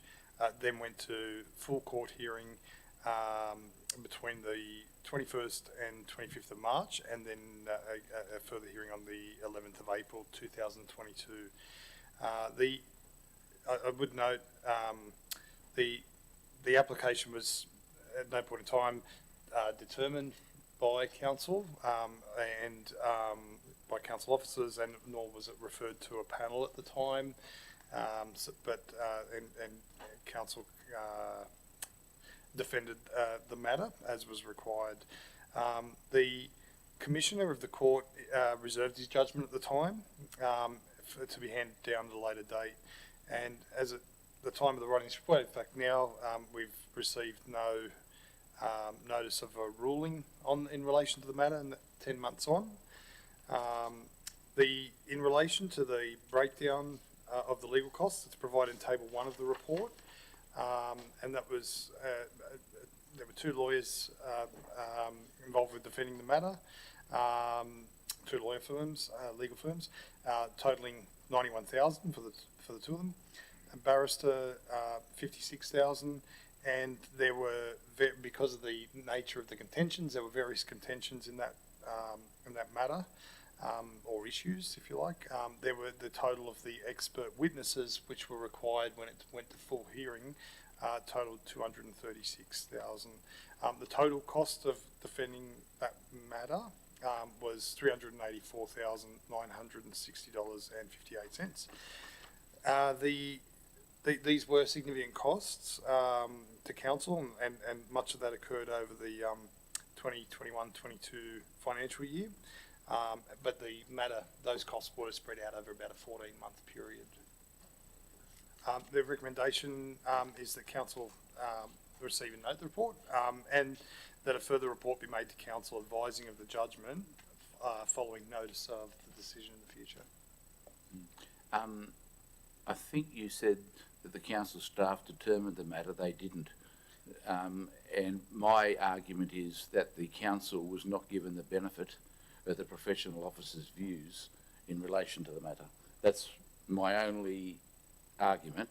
I'm astounded by the costs and the procurement processes, but I hope the General Manager has assured me that that will be addressed should something like this happen again. But I just find it extremely disappointing, and I know that you weren't here, that the council wasn't given, or the panel wasn't given the benefit of the professional officers' views, nor were the panel given the opportunity of expressing their view, notwithstanding the fact that the matter went to appeal. But, you know, we'll never know that. In relation to item 9.9 on page 526 of the business paper, I'd move the officer's recommendation 1 and 2 and declare that carried. 9.1, council sporting facilities. Yep. Thank General you. Manager. Thank you, Mr. May. Mr. Hard, the Chief Information Officer, will speak to this item. Thank you. Thank you, General Manager. Mr. May, the purpose of the report is to define and implement fair and equitable terms and conditions for the booking facilities for seasonal sports. The implementation of defined summer and winter seasons, along with defining the number of game and training days for seasonal hirers, will provide fair and equitable access to council facilities. It also improves efficiencies for the scheduling and maintenance and ground preparations. It is anticipated that the customer experience will be improved for hirers by enabling them to also self-manage their bookings, which will be enabled via the online booking management system, which will provide real-time available information to them. Also noting that the 2023 winter season sports season expressions of interest will be available online from this Friday. And also noting that council will be going live with some components of the booking management system on the 1st of May for the following halls: the Bowral Senior Citizens Hall, Lewsby Community Centre, Mittagong Community Centre, New Berrima Hall, Sutton Forest Hall and Renwick Community Centre. Do the 355 committees that manage those halls, are they in the loop with this? That'll be the next phase of the booking management system. So at the moment, the 355s don't manage the halls that I mentioned. They do, Exeter. Sorry, don't have Exeter there. I thought you said Exeter. My No, apologies. sorry. No, Yeah, sorry, Mr. May. my apologies. Okay.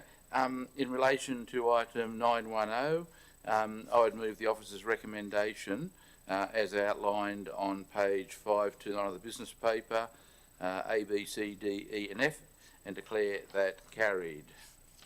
Thank you. Thank you. 9.11, the South Eastern Tablelands Regional Transport Plan.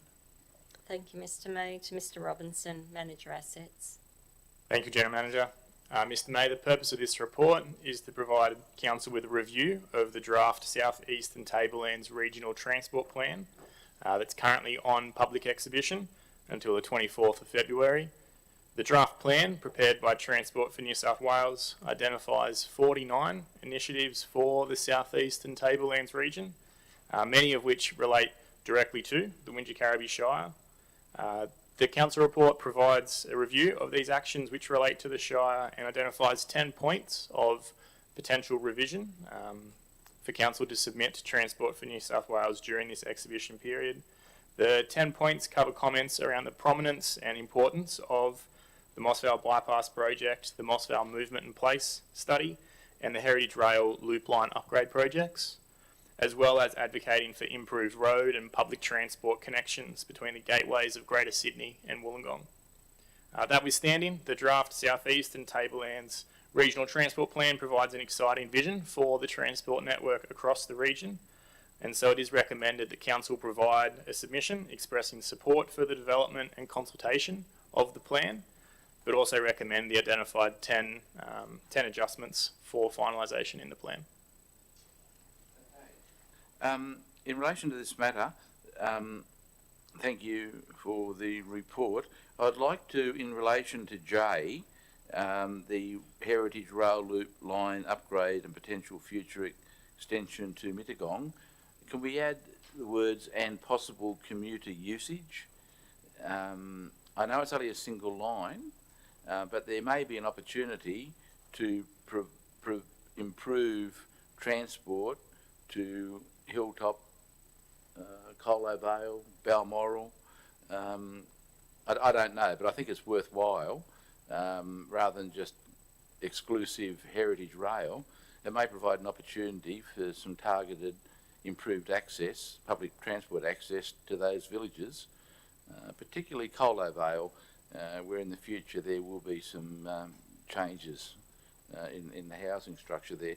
So, do you have any objection from you having a close read of this if I add those couple of words in? My only comment is obviously the rail corridor is subject to lease arrangements with Heritage Rail as opposed to Transport for New South Wales, and there may be difficulties associated with the line will terminate at Colo Vale, and so the turnaround facility that will be there will be suitable for the Heritage trains, but that could be a point of difficulty with running passenger transport in terms of the turnaround facility there at Colo Vale. Yeah, no, I might have been clear. This talks about the future extension to Mittagong.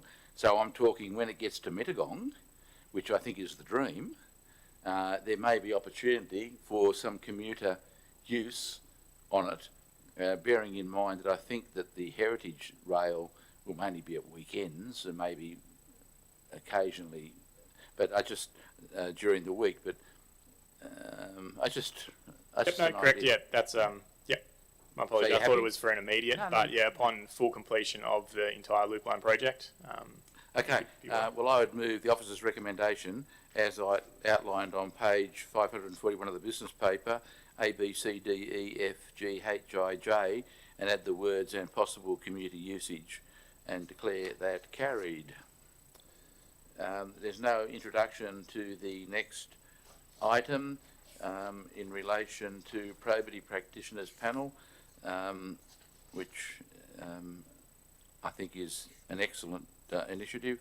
In relation to item 9.12, I'd move the officer's recommendation as outlined on page 549 of the business paper 1 and 2 and declare that carried. Rural Fire Service emergency water tanks.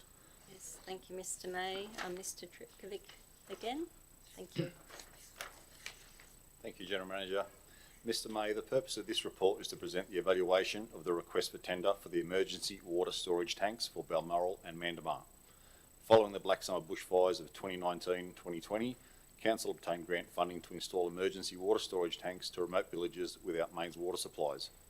Strategic locations were determined with our Rural Fire Service representatives, which has progressed by obtaining designs and seeking legislative, environmental and planning approvals to allow these installations. A tender was advertised from 10 to 31st of January in 2023. A total of 1 tender submission was received, which was conforming in relation to the mandatory criteria. The tender was considered in accordance with the Local Government Act, the regulations and Council procurement policy, and a Council procurement officer was part of the process to manage probity and procurement. The submission demonstrated an understanding of the requirements and experience with similar construction techniques. D. Diggy and Company, Proprietary Limited, was evaluated and met all requirements for the tender submission. The tender price was $401,904 and is within current budget allocation. It is therefore recommended that Council resolve to enter into a contract with D. Diggy and Company, Proprietary Limited, for the construction of emergency water storage tanks for both Balmoral and Mandamar. the great shame in my view is that you're not able to provide as many tanks for your money as what you're originally hoping, but I'm afraid that's the... Okay, in relation to item 9.13, I'd move the officer's recommendation as outlined on page 556 of the business paper 1, 2 and 3 and declare that carried. The misconduct framework review, General Manager. Thank you, Mr. May. Ms. Lidgard will introduce this item. Thank you. Thank you, General Manager. This report provides council submission to the Office of Local Government on the focus on civic responsibility, councillor conduct accountability in New South Wales report. The review examines the current administrative framework under which complaints about councillor misconduct are managed, with the aim to identifying areas of improvement. The review made 49 recommendations, which amongst other things has recommended the establish of a new framework for dealing with misconduct, in which code of conduct complaints about councillors are managed by regionally based independent councillor code of conduct review panels under the oversight of an independent councillor conduct commissioner.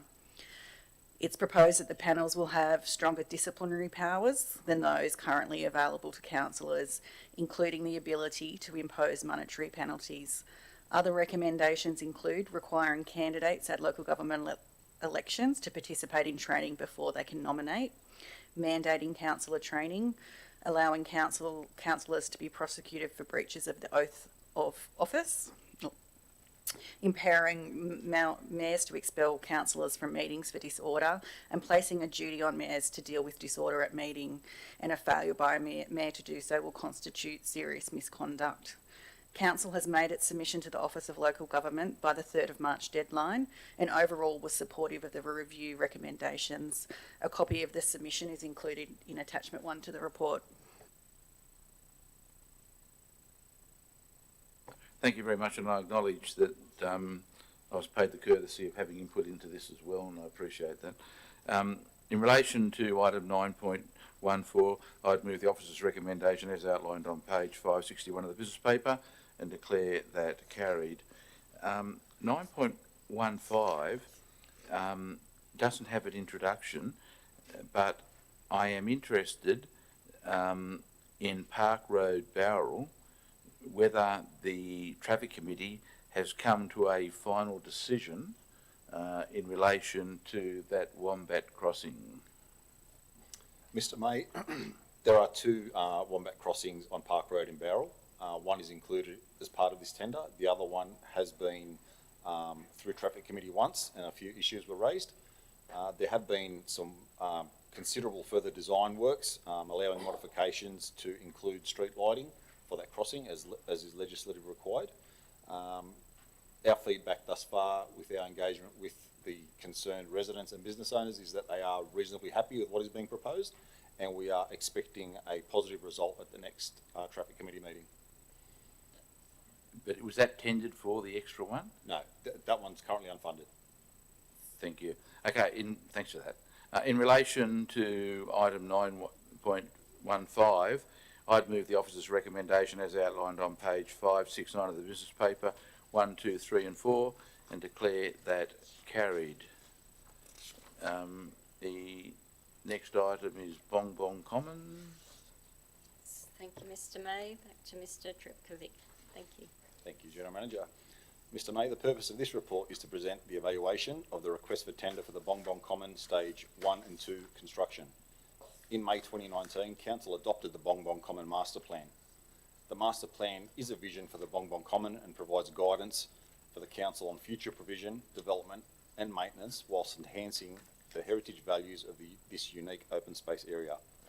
Council has obtained grant funding to proceed with the construction of the Master Plan and have prepared detailed design specifications for the construction of the project, which include nature and interpretive play and play spaces, including seating, picnic benches, car parking with disability spaces and improved accessibility for all, new amenity building, paths, interpretive elements and signage, and river viewing platforms. A tender was advertised from 22nd November to 20th of December in 2022. A total of one tender submission was received, which was conforming in relation to the mandatory criteria. The tender was considered in accordance with the Local Government Act, the regulations and council's procurement policy, and a procurement officer was part of the process to manage the probity in procurement. The conforming submission demonstrated a thorough understanding of the requirements and significant experience with similar projects, and is a company which is well known with council by the name of Lamond Contracting Proprietary Limited. They submitted a tender submission price of $5.27 million. The higher costs are evidently attributable to the current volatility in the construction market, and in addition, funding allocation of $2.5 million is required to be reallocated as outlined in the budget implications. It is therefore recommended that Council resolve to enter into a contract with Lamond Contracting for the construction of Bong Bong Common Stages 1 and 2, noting the proposed budget adjustments. Look, this is a question probably better addressed to Mr. Park. Is the long-term plan, as I understand it, is to take this bicycle way around the river all the way to the new housing in South Bowral. So this would be roughly halfway from Burradoo? Or am I getting ahead of myself? Roughly halfway is probably a bit of an overstatement, but it is certainly part of our long-term vision, and as part of the development of the Bowral South new living area was to bring the Wingecarribee River into public ownership and to extend that shared way the whole way through the new living area, which ultimately joins up through David Wood's playing fields, the Goolanura Regional Art Gallery. So it's the missing link in what is a really important network of cycleways and walkways. The vision is fantastic. That's why I'm so supportive of this project, to do it properly down there. But here we go again. We can't use any of our contributions money because it's a pity it wasn't in the original plans when we could. So this is number 3 now, where you've got money sitting there, but we've got to use general fund money because there's nothing in our plans. So it's even more reason why we've got to expedite the South Bowral studies that we were talking about earlier. Okay, thanks very much for that. The other question is there's a Section 355A committee for the Bong Bong Common. Are they happy with these recommendations? Mr. May, the Bong Bong 355 committee has been consulted and involved throughout the entire process. They have basically partnered with us in the development of this project to this point in time, and they'll continue to be heavily involved as we work out the signage content and through the construction phase. I would like to pass on a comment that I've received from the project manager from council that has been managing this project up to this point, if you'd allow me. The committee have been invaluable contributors to the project, and I'd like to thank them for their conscientious stewardship of this important community asset and their consistent advocacy and guidance as we enhance and protect the natural beauty and heritage significance of this site. Thank you. Probably one of the best used leisure facilities in the Shire that's only going to be enhanced. So if they're happy, that's great. Okay, in relation to item 9.16, I would move the officer's recommendation as outlined on page 576 of the business paper, 1, 2 and 3, and declare that carried. The draft property investment policy. Thank you, Mr. May. Ms. McCulloch will speak to this item. Thank you. Thank you, General Manager. Mr. May, the property investment policy and property investment strategy has been developed to enhance and diversify Council's long-term operational income. Diversification of Council's income sources will support Council's long-term financial sustainability and allow for continued delivery of quality services to the community. The draft property investment policy and draft property investment strategy were placed on public exhibition from 18 November to 21 December 2022. Prior to exhibition, reference to investment outside the Wingecarribee LGA was removed in accordance with Council resolution. During the period of public exhibition, one submission was received which was highly supportive of the policy and strategy. This report recommends that the property investment policy and property investment strategy, as publicly exhibited, be adopted. Thanks for that. In relation to item 9.17, I'd move the officer's recommendation as outlined on page 582 of the business paper and declare it carried. 9.18, Rural Fire Service Water Storage Tanks. Yes, thank you, Mr. May. Mr. Robinson, Manager Assets, will speak to this item. Thank you. Thank you, General Manager. Mr. May, the purpose of this report is to provide Council with an update on the delivery of, the wider RFS water storage tank program and to seek endorsement for an amendment to Stage 2 of the program. This report goes hand in hand with that just presented by Mr. Tripovich. Council endorsed a three-stage implementation strategy at the July 2022 Council meeting for the provision of water storage tank facilities to cover the areas of Balmoral, Wingello, Penrose, Canyonlea and Booleow. Stage 1 of the program is progressing well, with the water storage tank at Penrose RFS facility to be completed by the end of the month or early March. Stage 2 unfortunately encountered some difficulties through progressing with the designs at the Canyonlea RFS facility and the eastern location of Penrose. Both sites are located on Crown land. Unfortunately, the consultation with the New South Wales Aboriginal Land Council resulted in concurrence not being granted for the works due to concerns that it might put implications on the undetermined Aboriginal land claims over both of those parcels. So therefore the recommendation is to abandon the project for a second tank in Penrose and to instead investigate other potential options for Canyonlea.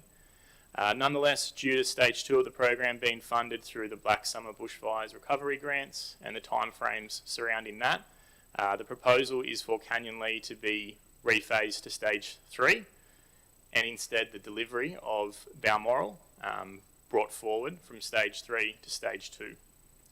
And so that would result in the Stage 2 deliverables being the construction of the Balmoral tank and also the construction of the tank to service the high range Mandamar region.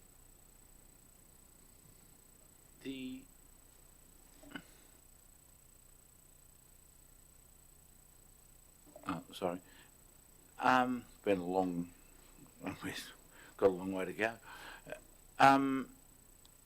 The high range tank, the Booleow seems to have disappeared.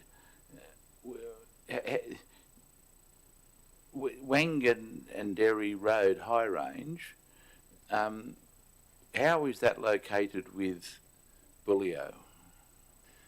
So as part of the original application for the Black Summer Bushfires Recovery Grant, there were to be tanks provided at Canyonlea, the second one for Penrose, for Booleow and for High Range. For High Range, the proposal was initially for it to be adjacent to the existing RFS facility. And that was what formed the basis of the Council Resolution July last year. As part of, further consultation with the RFS, it was identified that they would see the provision of the tanks on Wangan-Derry Road, which is still within the High Range suburb, as a better outcome than additional water storage adjacent the RFS facility in High Range itself. So the Wangan-Derry Road High Range is to still serve the purpose of a water storage tank in High Range itself.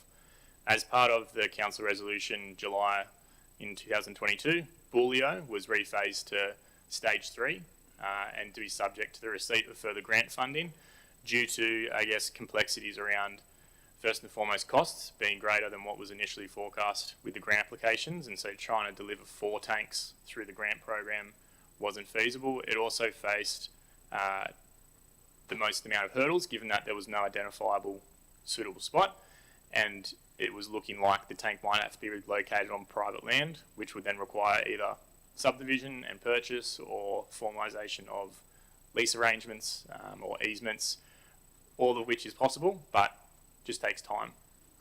And so with the funding deadlines around the expenditure timeframes, that was the tank that was identified to be rephased to Stage 3. I think it's well known that I'm quite sympathetic to try and doing something for Booleow particularly having regard to its location, its isolation. A lot of people live down there. And during the drought,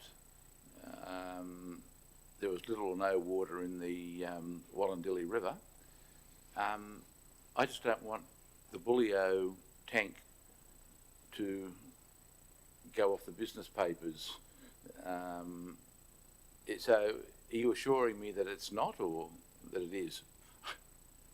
So Bullio and Canyon Lee both form part, and the construction phase of the tank at Wingelow both form what is stage 3 of the RFS water storage tank program. The difficulty being that there is no identifiable funding source currently for stage 3, and so it's subject to further funding opportunities. Yeah, but the thing I'm asking is whether we are making applications. I just don't, look, I think I did a minute late last year asking, could we look at a fire shed at Bullio? They have nothing down there, and you've obviously been down that way. It's just so isolated. And there are people who travel up the hill and go to the, I forget, it might be called the Wallandilly, which is not well named because it's in Wingecarribee. I've been to a few meetings there, but I just don't want Bullio to go off the boil, and we've got to keep pushing RFS. I think, from recollection, Bullio is the RFS number 2 priority for a shed, because they haven't got one. I don't agree with their one priority, but that's, I'm not the professional who decides this kind of stuff. But I just want to make sure, so have I got to add something to the recommendation to make sure it sticks around, or? So there's no denying to date. The focus of work has been on looking to deliver the projects that have already been in design that have some more momentum behind them. Bullio remains on stage 3, and the current proposal is for a design and investigation project to feature in the draft 23-24 capital program. For the shed or for the tank or both? At this point, it's for the tank, because I guess that is the stage 3. However, you're assuring me it's there, and I'm happy. I don't agree with abandoning the Penrose East tank. I think there are opportunities to put on railway land. And I think both the state and federal members will support representations to them. And I thought that was happening with the captain of Penrose RFS, but obviously not.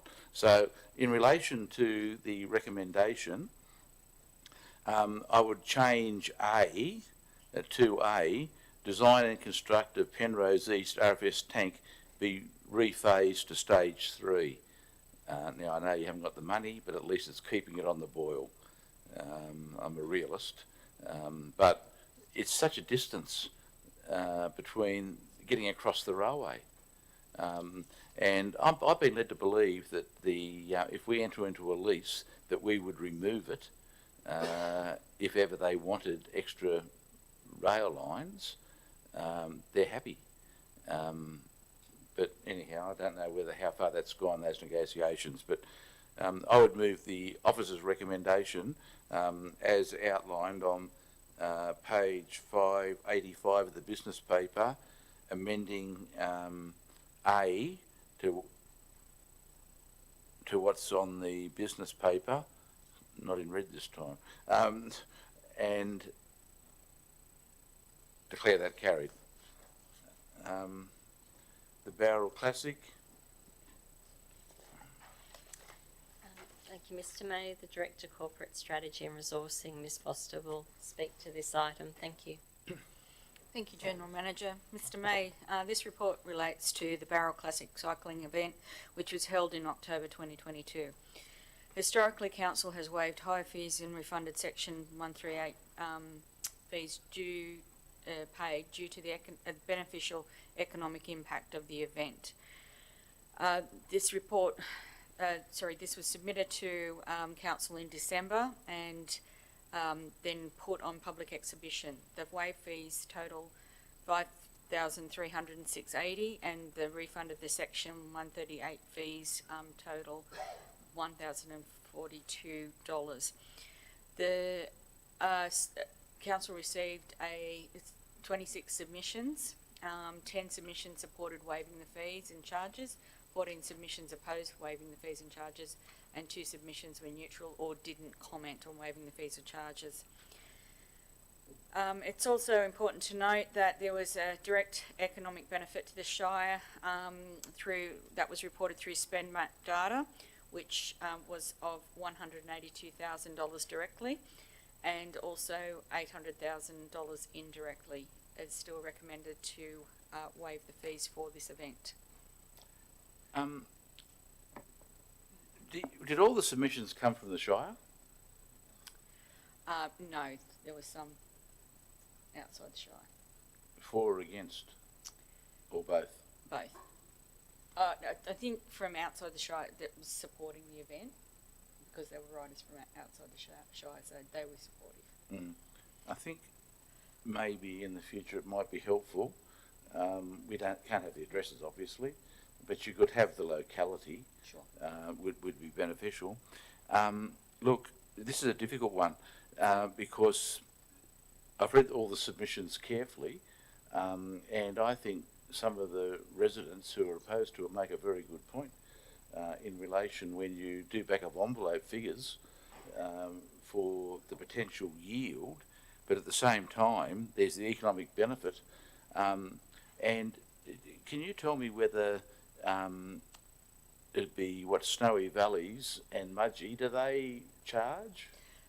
No, they don't. So there's the Snowy Classic, the Mudgee Classic, the Noosa Classic, and then they're actually negotiating with South Australia for the Clare Classic.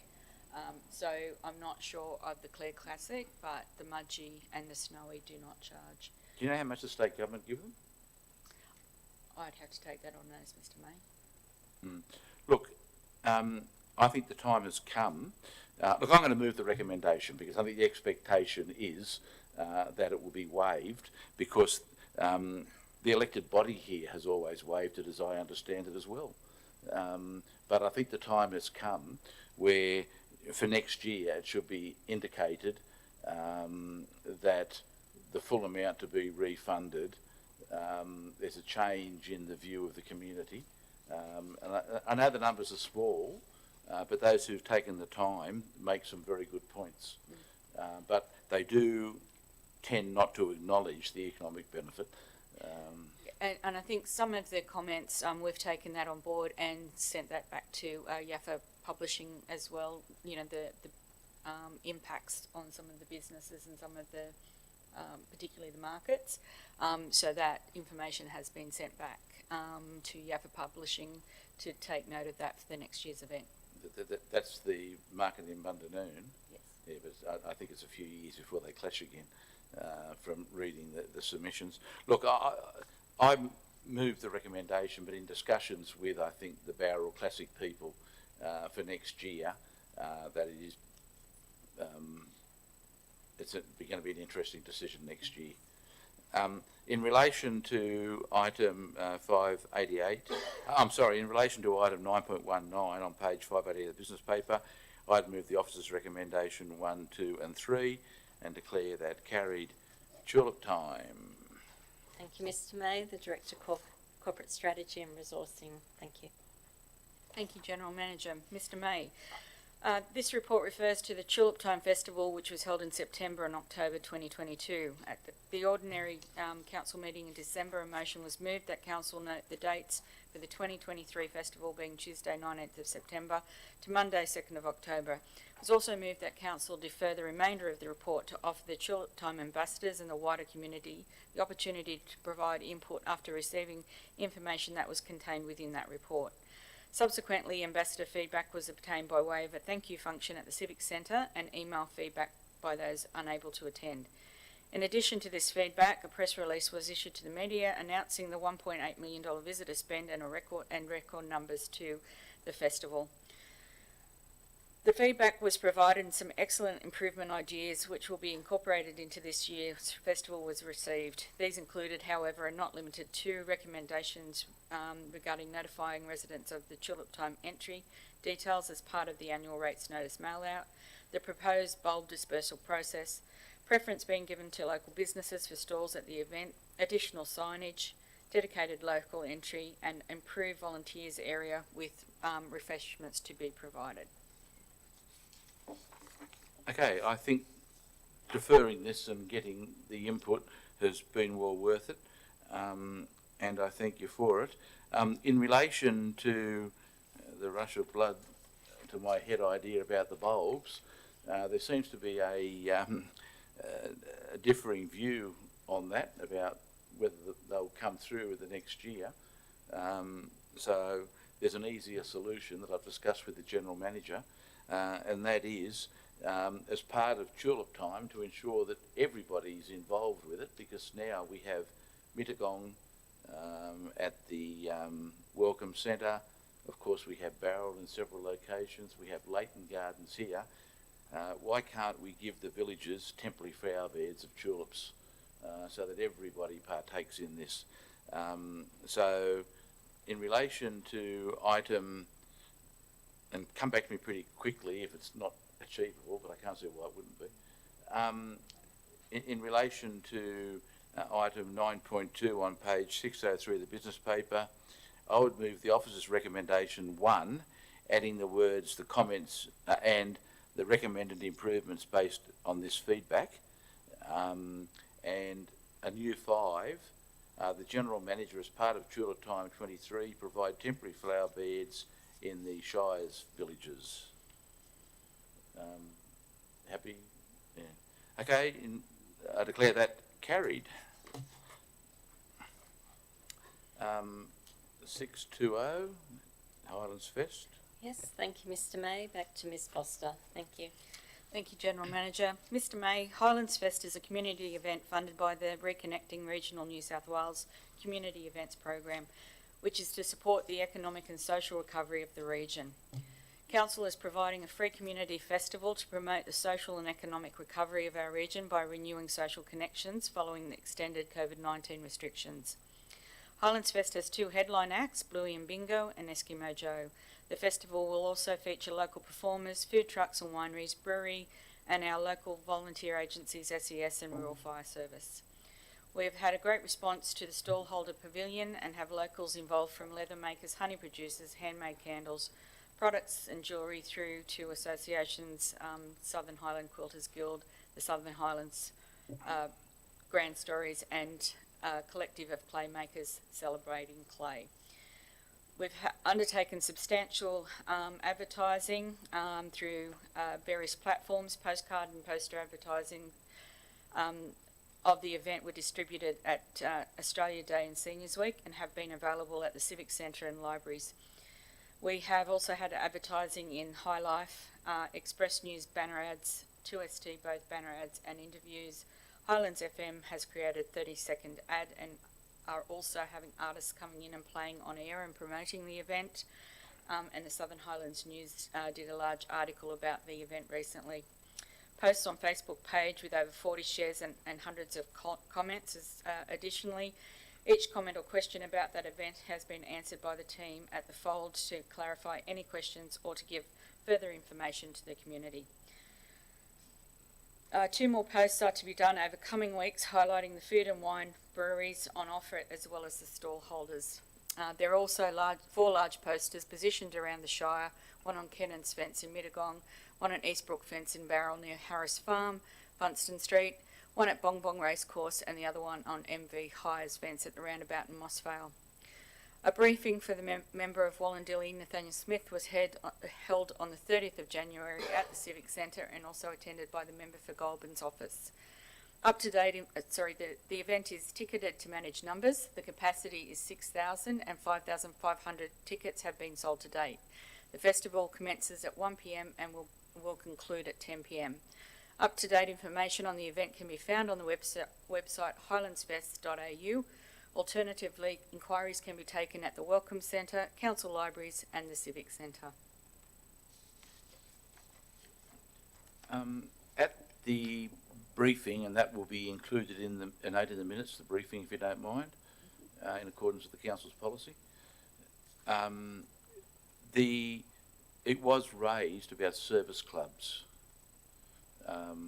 being given the opportunity to sausage sizzles and that kind of stuff. Is that been addressed or not a goer? Or? Yes, it has been addressed, and Barrel Rotary will be providing a sausage sizzle in the kids zone from 1 till probably 5. And can I confirm there'll be no political content whatsoever? That's correct, Mr. May. Thank you very much. In relation to item 9.21, the Highlands Fest, I would move the officer's recommendation as outlined on page 620 of the business paper and declare that carried. Provision of water to villages. Thank you, Mr. May. To the Manager Assets, Mr. Robinson. Thank you, General Manager. Mr. May, the purpose of this report is to provide Council with an update on the consultation process for the potential connection of the potable water reticulation network to the northern, southern and western villages of the Shire. Consultation with the northern and southern villages was last conducted across 2014-15, with the preferred outcome from the residents being that a reticulated potable water service to not be provided. In June 2021, Council resolved to undertake a further round of consultation, and this consultation is planned to commence on the 6th of March this year. This round of consultation will again include the villages of Balmoral, Penrose and Wingellow. However, Medway will also be included in this round. The consultation strategy will utilise a variety of mediums, including hard copy information packs being mailed out to each property owner in the villages, as well as being provided online through a Your Say Wingecarribee page. Dedicated information sessions will also be held for each village in the 4th week of March, which will provide an opportunity for community members to ask questions or clarify any concerns or queries. The consultation survey will formally close on the 7th of April, with results being reported to Council at the May meeting. If sufficient property owner support is received, the project will proceed into the second stage, which is the completion of concept designs and detailed financial modelling to look at potential funding models and what those flow-on impacts might be on water rate charges. After that, the proposal is for a second round of consultation, but with the wider community, more so on the basis of the varying funding models, that being of costs being shared across the wider network or as a user pays models. The results of all of this will then be reported to Council for a final gateway determination, upon which, if endorsed, the projects will commence being programmed and then implemented. Look, thanks very much for this one. Has there been any thought, or is it too early, as to whether the water could come in effect from Wallandilly to Balmoral, or are we only looking at Hilltop? Currently the proposal is for an extension of the Wingecarribee network. I guess extending the Sydney Water network further south hasn't been investigated at this point. It's something you may want to look at, because the water goes right up, I think, to the chicken farm at Buxton, which is in our area. So that's something you might want to noted. Have a look at. The other thing is, what worries me with the consultations and your 75% is how are you going to address the question of who's paying for this in the initial consultation? So the proposal for the first consultation is simply to see whether there's support within the villages for the extension.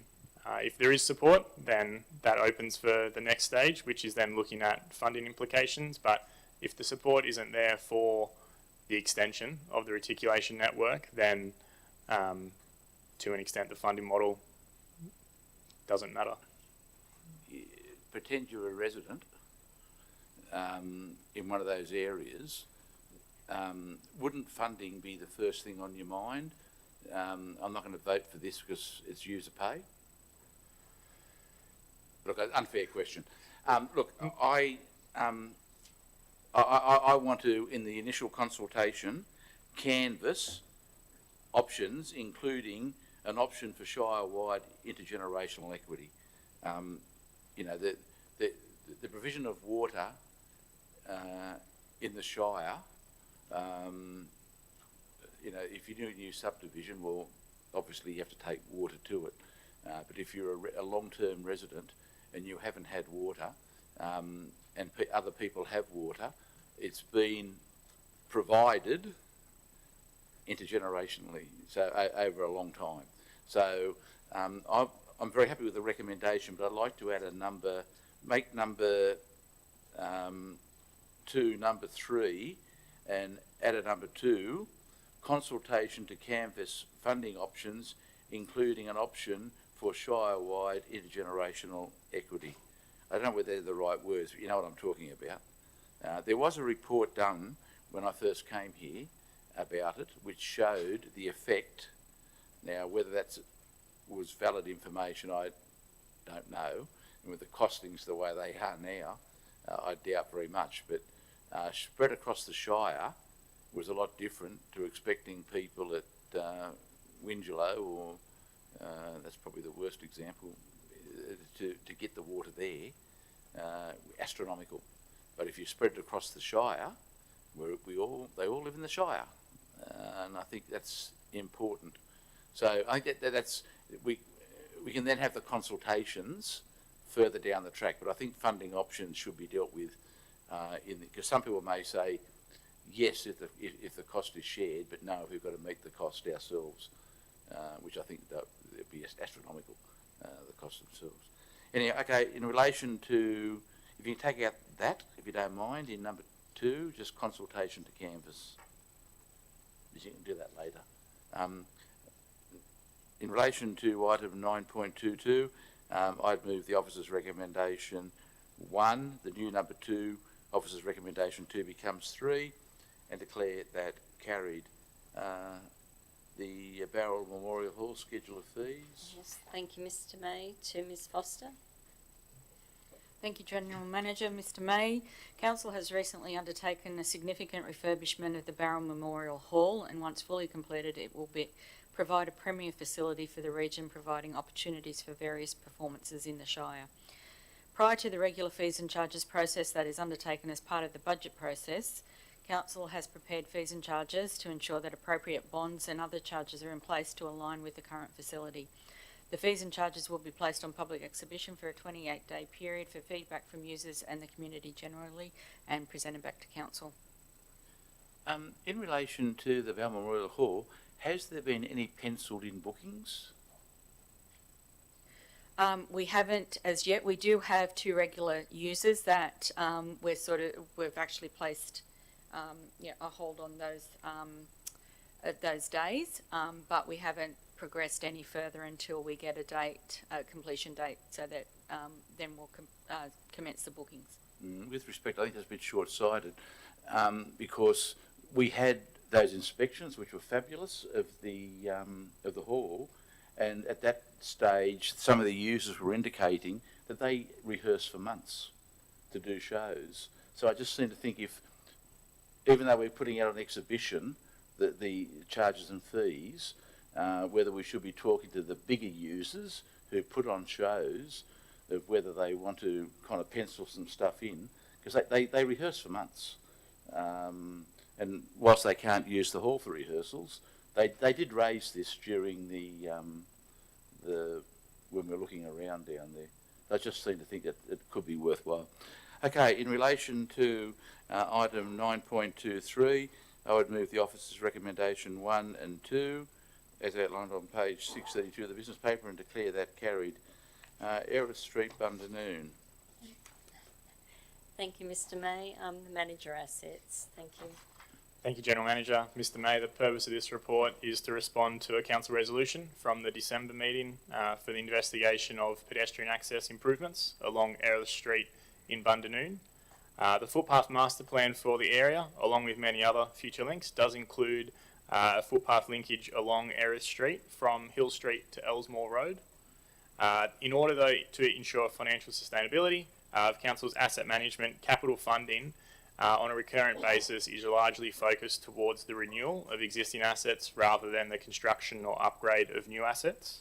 Recurrent funding availability for new footpath connections is therefore quite limited and heavily reliant upon grant funding opportunities. To that point though, one such opportunity is the annual Get New South Wales Active Grant Program administered by Transport for New South Wales. And to this effort, a $335,000 grant application was submitted for the construction of that footpath network along Erith Street. On a separate matter, we have received notification that UGL Regional Links is looking to renew the overbridges, rail overbridges in Bundanoon, and so we are actively advocating for the inclusion of shared path connections along both of those bridges, which I think will go a long way to alleviating some of the pedestrian connectivity concerns in Bundanoon. I couldn't agree more. But they don't know about that up in Bundanoon. I believe that the community station might be aware. It is early days for the consultation from UGL Regional Links. So you think that the BC, whatever it's called, the Bundanoon Residents Association are aware? I've had early discussions with Transport for New South Wales about it, and they informed me that they have been contacted by a resident in Bundanoon. Yeah. Look, there's a meeting of the Bundanoon Residents Association on Thursday night, which I can't get to because I've got one at Hilltop. Can I ask that this report be sent to the chair of the association so that they're aware that the council's on the case? I must say, when I read this, I was surprised because one of the reasons why they want the path is that the pedestrian and traffic conflicts on the bridges, or on that bridge in particular. And I thought to myself, well, if there's something to happen and we know about it, our liability is diminished by virtue of having the path. That's the only reason why I was advocating. But this is new information. Even though, congratulations on making application, I hope you get the path, make it easier for them to get to the pub. But, you know, it's, I think this is new information and they've got a meeting on Thursday, so if you get it to them, it would be appreciated. Okay, in relation to item 9.24, I would move the officer's recommendation as outlined on page 638 of the business paper 1 and 2 and declare that carried. The audit risk and improvement, there's no introduction. I would move the officer's recommendation as outlined on page 644 of the business paper and declare that carried, but don't go home. There's late items. Just let me get back together.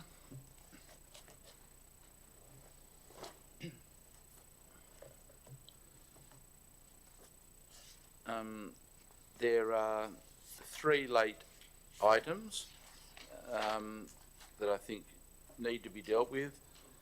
So, in accordance with clause 9.3b of the Code of Meeting Practice, I move that as a matter of urgency that supplementary reports, grant announcement report, State Government Rezoning Pathways Program and Station Street be considered at this meeting and declare that carried. I subsequently rule that they are urgent matters. 9.25, the grant application, General Manager. Thank you, Mr. May. I'll ask the Acting Chief Financial Officer, Mr. Conrad, to speak to this item. Thank you. Thank you, General Manager. Mr. Administrator, the purpose of this report is to provide a good news story and an update to the grant report that Mr. Kuzmanovsky presented earlier, taking Council's year-to-date total successful grant amount from 6.5 million to 32.9 million. Council was awarded 25 million by the New South Wales Accelerated Infrastructure Fund to upgrade the Mossville sewage treatment plant. The upgrades will see current capacity double in the first stage, while also delivering operational process improvements and added protection to Invercargill sensitive environment. Council will be able to pass on the savings made in funding this upgrade through this grant to the community in the form of lower than anticipated water bill increases. The other successful grant was a $1.4 million receipt from the New South Wales Fixing Local Roads Initiative for the rehabilitation of Sally's Corner Road. The planned treatments there will improve ride quality, reduce the travel time, while also improving road user safety. Please receive and note this report, and thank you. Thank you. In relation to item 3.1, the ground announcement report, as outlined on page 3 of the supplementary agenda, I would move the officer's recommendation 1 and 2 and declare that carried. The State Government Rezoning Pathways Program. Thank you, Mr. May. Tonight we've heard about a range of strategies and strategic work that have been completed or are currently underway. And it's critical that development is well managed, it's critical that community consultation is undertaken, and it's critical that any development is undertaken in a strategic and staged way with works and with the infrastructure to be provided. It's also important to note that since the local strategic planning statement and the local housing strategy have been adopted by Council, we've been actively implementing the recommendations from both strategic documents to progress housing on the ground and also meet our employment targets. As we've heard tonight through Micromex, the survey, it's effective that we manage development, which will happen, but whilst at the same time retain the country feel and the aspects that our community value. I'd like to ask Mr. Park, the Executive Manager, Strategic Outcomes, to talk through the report that we have before you tonight. Thank you. Thank you, General Manager. So, Mr. May, this report provides Council and the community with an overview of the State Government's rezoning pathways program, which provides a pathway for planning proposals or rezonings, as they're commonly referred to be assessed directly by the State Government in certain circumstances, potentially removing Council from its role as the planning authority. Information on the program is provided in the report, but ultimately what it allowed for was for landowners and or developers to nominate rezoning proposals that could potentially either be led or assessed by the State Government, removing Council from its role as the planning authority for what are local planning matters. Mr. May, there's a detailed timeline outlined in the report, including the representations made by Council or on behalf of Council opposing the program and raising significant concerns about, I guess amongst other things, undermining the local housing strategy as well as undermining community confidence in planning decisions. It's important to I guess stress that this is not a Council initiative, and we were only made aware of the program through media releases in the days after it was announced in December of last year. What we do know is that there are 4 nominations that were received for land within the Wingecarribee Shire, and that those nominations are currently being assessed by the State Government. So those nominations will go through a multi-step process that includes assessment against a number of issues. So firstly, all nominations need to demonstrate how they can provide at least 300 dwellings, as well as need to be able to demonstrate that a planning proposal could be lodged within 2 months of a decision being made. Secondly, there is, I guess, a merit-based assessment where nominations are required to address consistency with the regional plan and land use strategies, as well as addressing infrastructure requirements and demonstrating how the proposal provides a public benefit. The assessment is being undertaken by the State Government with the support of technical officers and a probity advisor. There is no opportunity for Council to provide input into the assessment up until that point. And to date, we're yet to be advised by the Department of the location or the sites that are subject to those 4 nominations.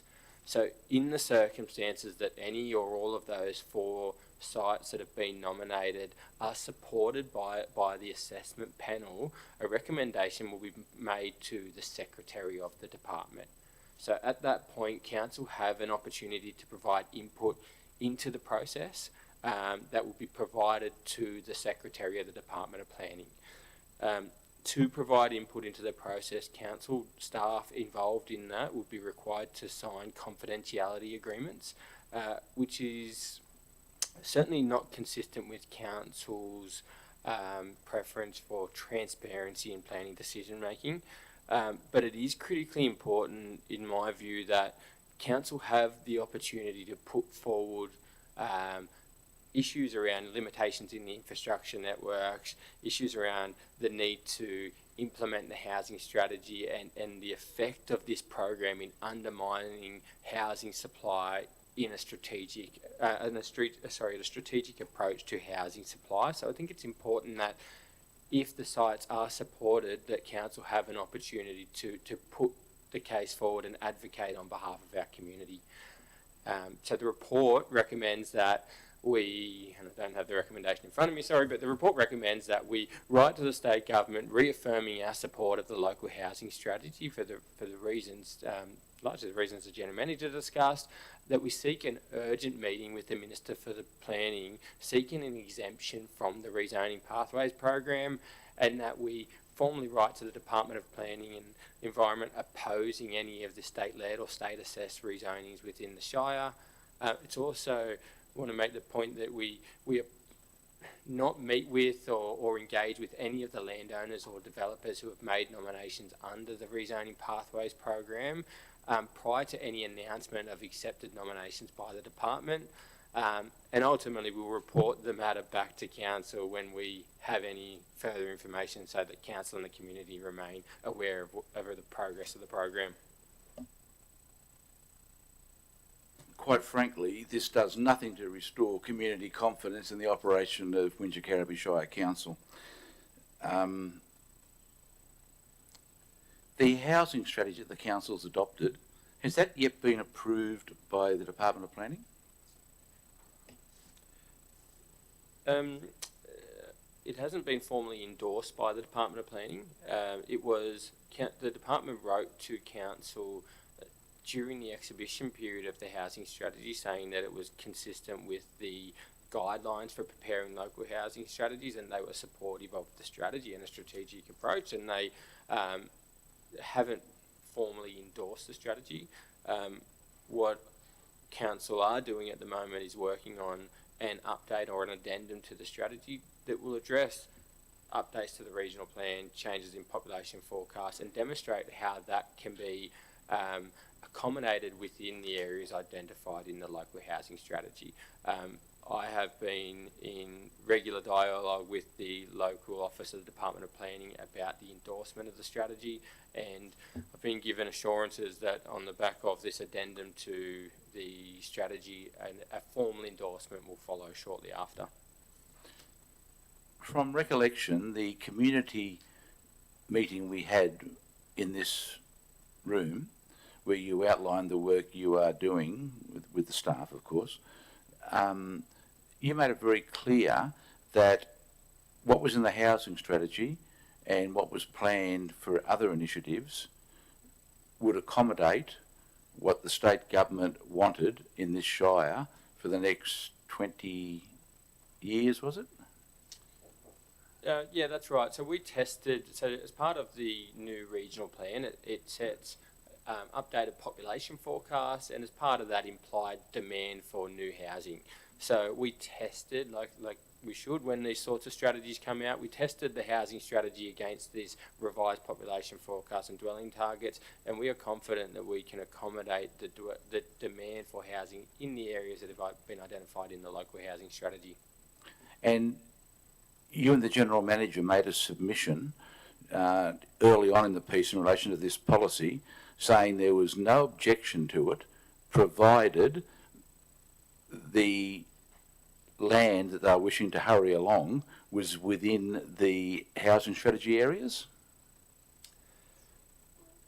I wouldn't say we said there was no objection to the proposal. What we have said is that we encourage the state government to focus its energy with council on fast-tracking supply in accordance with the strategy, and not look at areas that may undermine that. And even with the areas that are identified in the strategy, we've committed to a process that we spoke about earlier today for the Barrel South New Living area that we genuinely believe is not only best practice and will deliver good design outcomes, it will also lead to houses on the ground sooner.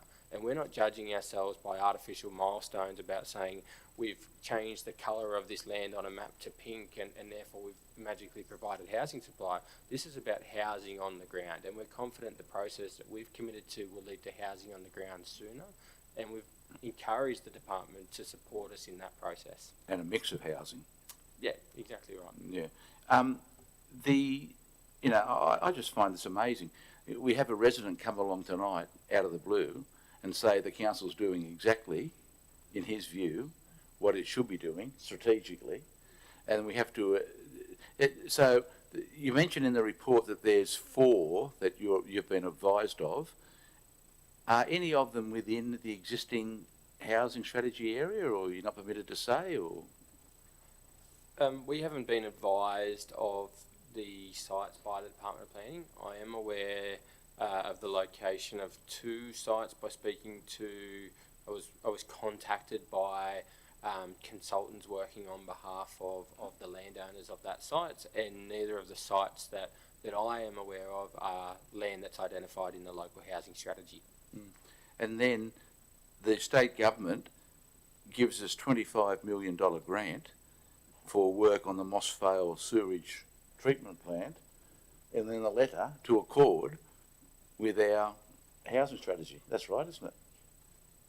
Through you, Mr. May, attached to the late report is the letter that we wrote to the Department of Planning on the 19th of December, setting out clearly why we believe there is a need to ensure that the program aligns with the adopted local housing strategy. And we do want to work with the Department of Planning, but we want to do it in a way that is strategic. It does seem counterintuitive and counterproductive to put out an expression of interest for additional land outside of what's being proposed in the new living areas in the local housing strategy. And we are seeking from the department confirmation that the program will only consider land for possible rezoning that is in accordance with council's adopted local housing strategy. And as the executive manager has said, changing a colour on a map does not produce housing. So we've undertaken a strong evidence-based process. We've consulted with the community. We're working through the delivery of infrastructure, such as you just mentioned, the Moss Vale sewer treatment plant upgrades. We're looking at our water supply as well as road and community and recreational infrastructure. That all is in alignment with the new living areas and the targets and the strategies and actions contained in the local housing strategy. Look, I can't tell the staff what to do, but I would be very careful in signing any confidentiality agreement. I'd be super careful. I can't tell you what to do, that's your business, but I can help you by amending number 4 in your recommendation and taking out the words prior to the announcement of accepted nominations by the Department of Planning and the Environment. Now, if we get advice from the Department of Planning that there are additional areas for us to look at, let's have an extraordinary meeting of council. Now we're cognisant, Mr. May, of the complexities, and that the intention was point 5, that a further report be provided to council following further response from the department. But if you wish to delete those words from point 4, I'm comfortable with that. Well, I think it's in the community interest, and everything that's been happening in this organisation since administration, where we're trying to get the confidence of the community back so that they know where this housing is going to go, and there's been little pushback on the areas that were professionally established. Anyhow, okay. In relation to anything else you want to say, or General Manager? In relation to item 3.2, I would move the officer's recommendation as outlined on page 5 of the business paper, but in number 4, deleting the words prior to the announcement of accepted nominations by the department of Environment and Planning, and declare that carried. Last item is Station Street. General Manager. Thank you, Mr. May. As you'd be aware, Station Street is a significant project for council and for our local community. It was important to bring this report forward tonight, and I'll ask the Director, Service and Project Delivery to introduce this item, and Mr. Tripvik is also available for more detailed technical questions. Thank you, Ms. Targa. Thank you, General Manager. Through you, Mr. May. The purpose of this report is to provide an update on an unexpected hazardous material found during the Station Street construction works, and to propose a methodology to deal with this material and expedite the construction and the reopening of Station Street. This report also seeks endorsement to proceed with these works and endorse the funding to manage the removal of the material, as well as expediting the construction. Construction of Station Street has to date focused on the installation of subsoil drainage, stormwater utilities, and reconstruction of curb and guttering in preparation for complete reconstruction of the pavement. Whilst undertaking these works, it has been identified that there is a presence of coal tar in the pavement and sub-pavement. Coal tar is a carcinogenic substance that is activated when heated via the process of road milling and has strict controls under the Protection of Environment Operations Act. Legislatively, coal tar containing road material cannot be classified as excavated public road material and cannot be removed from site and reused elsewhere. It can be reworked and reused at the location of its origin under strict safe work methodologies, although this would present workplace health and safety to the public risk, as well as take considerable time to achieve, given the time needed to revise the pavement design. Coal tar is a waste product most likely produced from the old Burrell gasworks and was often used in roadworks as a discrete waterproof layer in road pavements and could have been used anywhere in the pavement profile, from the subgrade to below the wearing course or the asphalt. The original testing undertaken did not discover the presence of coal tar, and Council's GIS mapping did not indicate the likely presence of this substance. Further detailed testing following the opening of the pavement has determined that varying levels of coal tar are present throughout most of the proposed work zone, and the most efficient and effective way of dealing with the hazardous material is to conventionally excavate, remove and dispose of the material at the licensed disposal facility. This is in accordance with Transport for New South Wales procedure for managing coal tar. Council used the most up-to-date information at hand and undertook additional testing prior to works commencing, which did not flag any concerns. Coal tar is clustered in hotspots and as such not always readily found during testing. Council has been working with the contractor and authorities to quickly resolve the issue. Council have considered two main options. The first option was to undertake further targeted testing in an attempt to reclassify and minimize the quantity of hazardous material disposal. This is an exhaustive and time-consuming exercise with substantial costs associated with the individual sampling along the entire route. For Council to consider this option, delays to the project would be in the order of 6 to 8 weeks. There's no guarantee that this would change the outcome. The second option is to accept the current level of testing and treat the material as hazardous waste.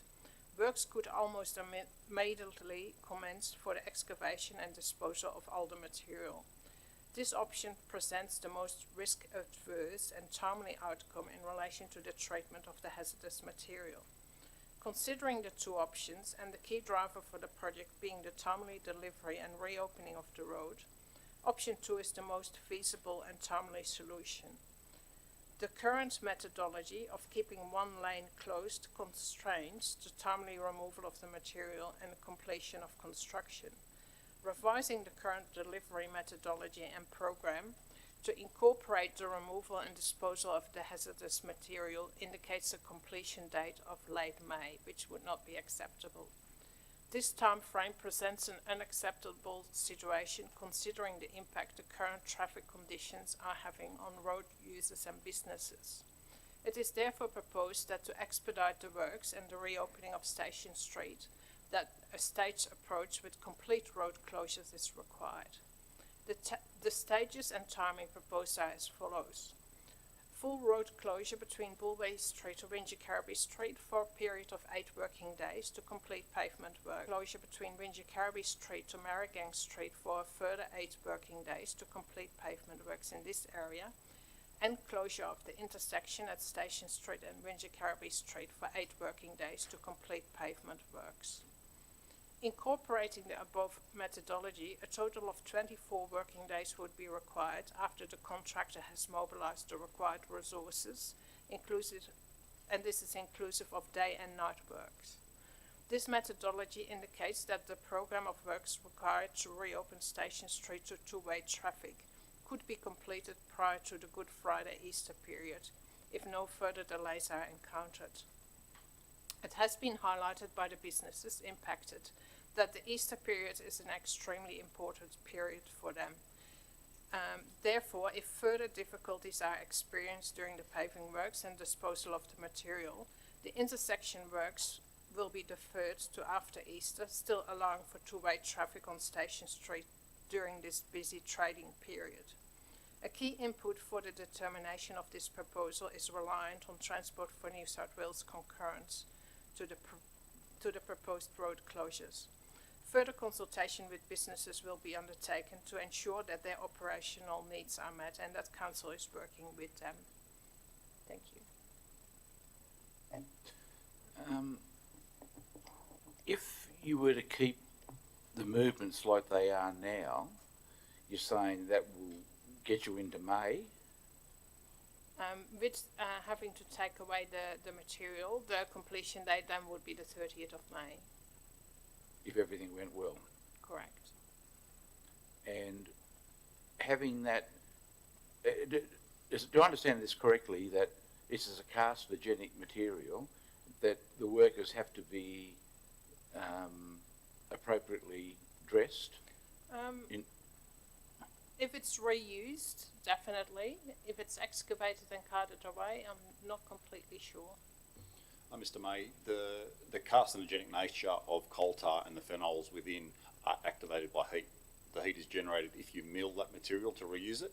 If we merely excavate it and load it on a truck, there is almost completely no risk. So that removes the risk for not only the workers, but the residents and shopkeepers and everybody else in the area of the wind. Everyone in the vicinity. Yeah. How much has to be removed? I think the quantity has been estimated about 3,600 tonnes, which, to put it in layman's terms, would probably take 300 full trucks leaving the site. 300? Yes. 300 truckloads. Yeah. Look, this is an engineer in many years ago who thought they were doing the right thing by putting probably the old gasworks stuff in there, but we're paying the cost now. So, do you predict that this would go the length of Station Street? Our early investigations for the testing and sampling on the road did indicate that the southern end of Station Street probably has the largest clusters. Our initial reporting didn't show anything of significance in the northern end where we're currently working. So, that the council's original proposal was to do the lot, that would have potentially increased the costs? Well, the initial Station Street project, considering it's roughly a bit more than 3 times the length of what we're currently doing, we'd be looking at roughly 3 times the price of what we're currently doing added to the initial project budget. Mm. So you're seeking approval, in effect, to negotiate with the shopkeepers and say we can get this done much quicker if we just close those sections of road, but guaranteeing that there will be two-way movements in Station Street over the Easter period. That's correct. We would be talking to the shopkeepers in still meeting some of the needs, but also like to get their bins into a certain location. But we would need to close it completely for those 8 days, but like each section can be opened as we progress, obviously.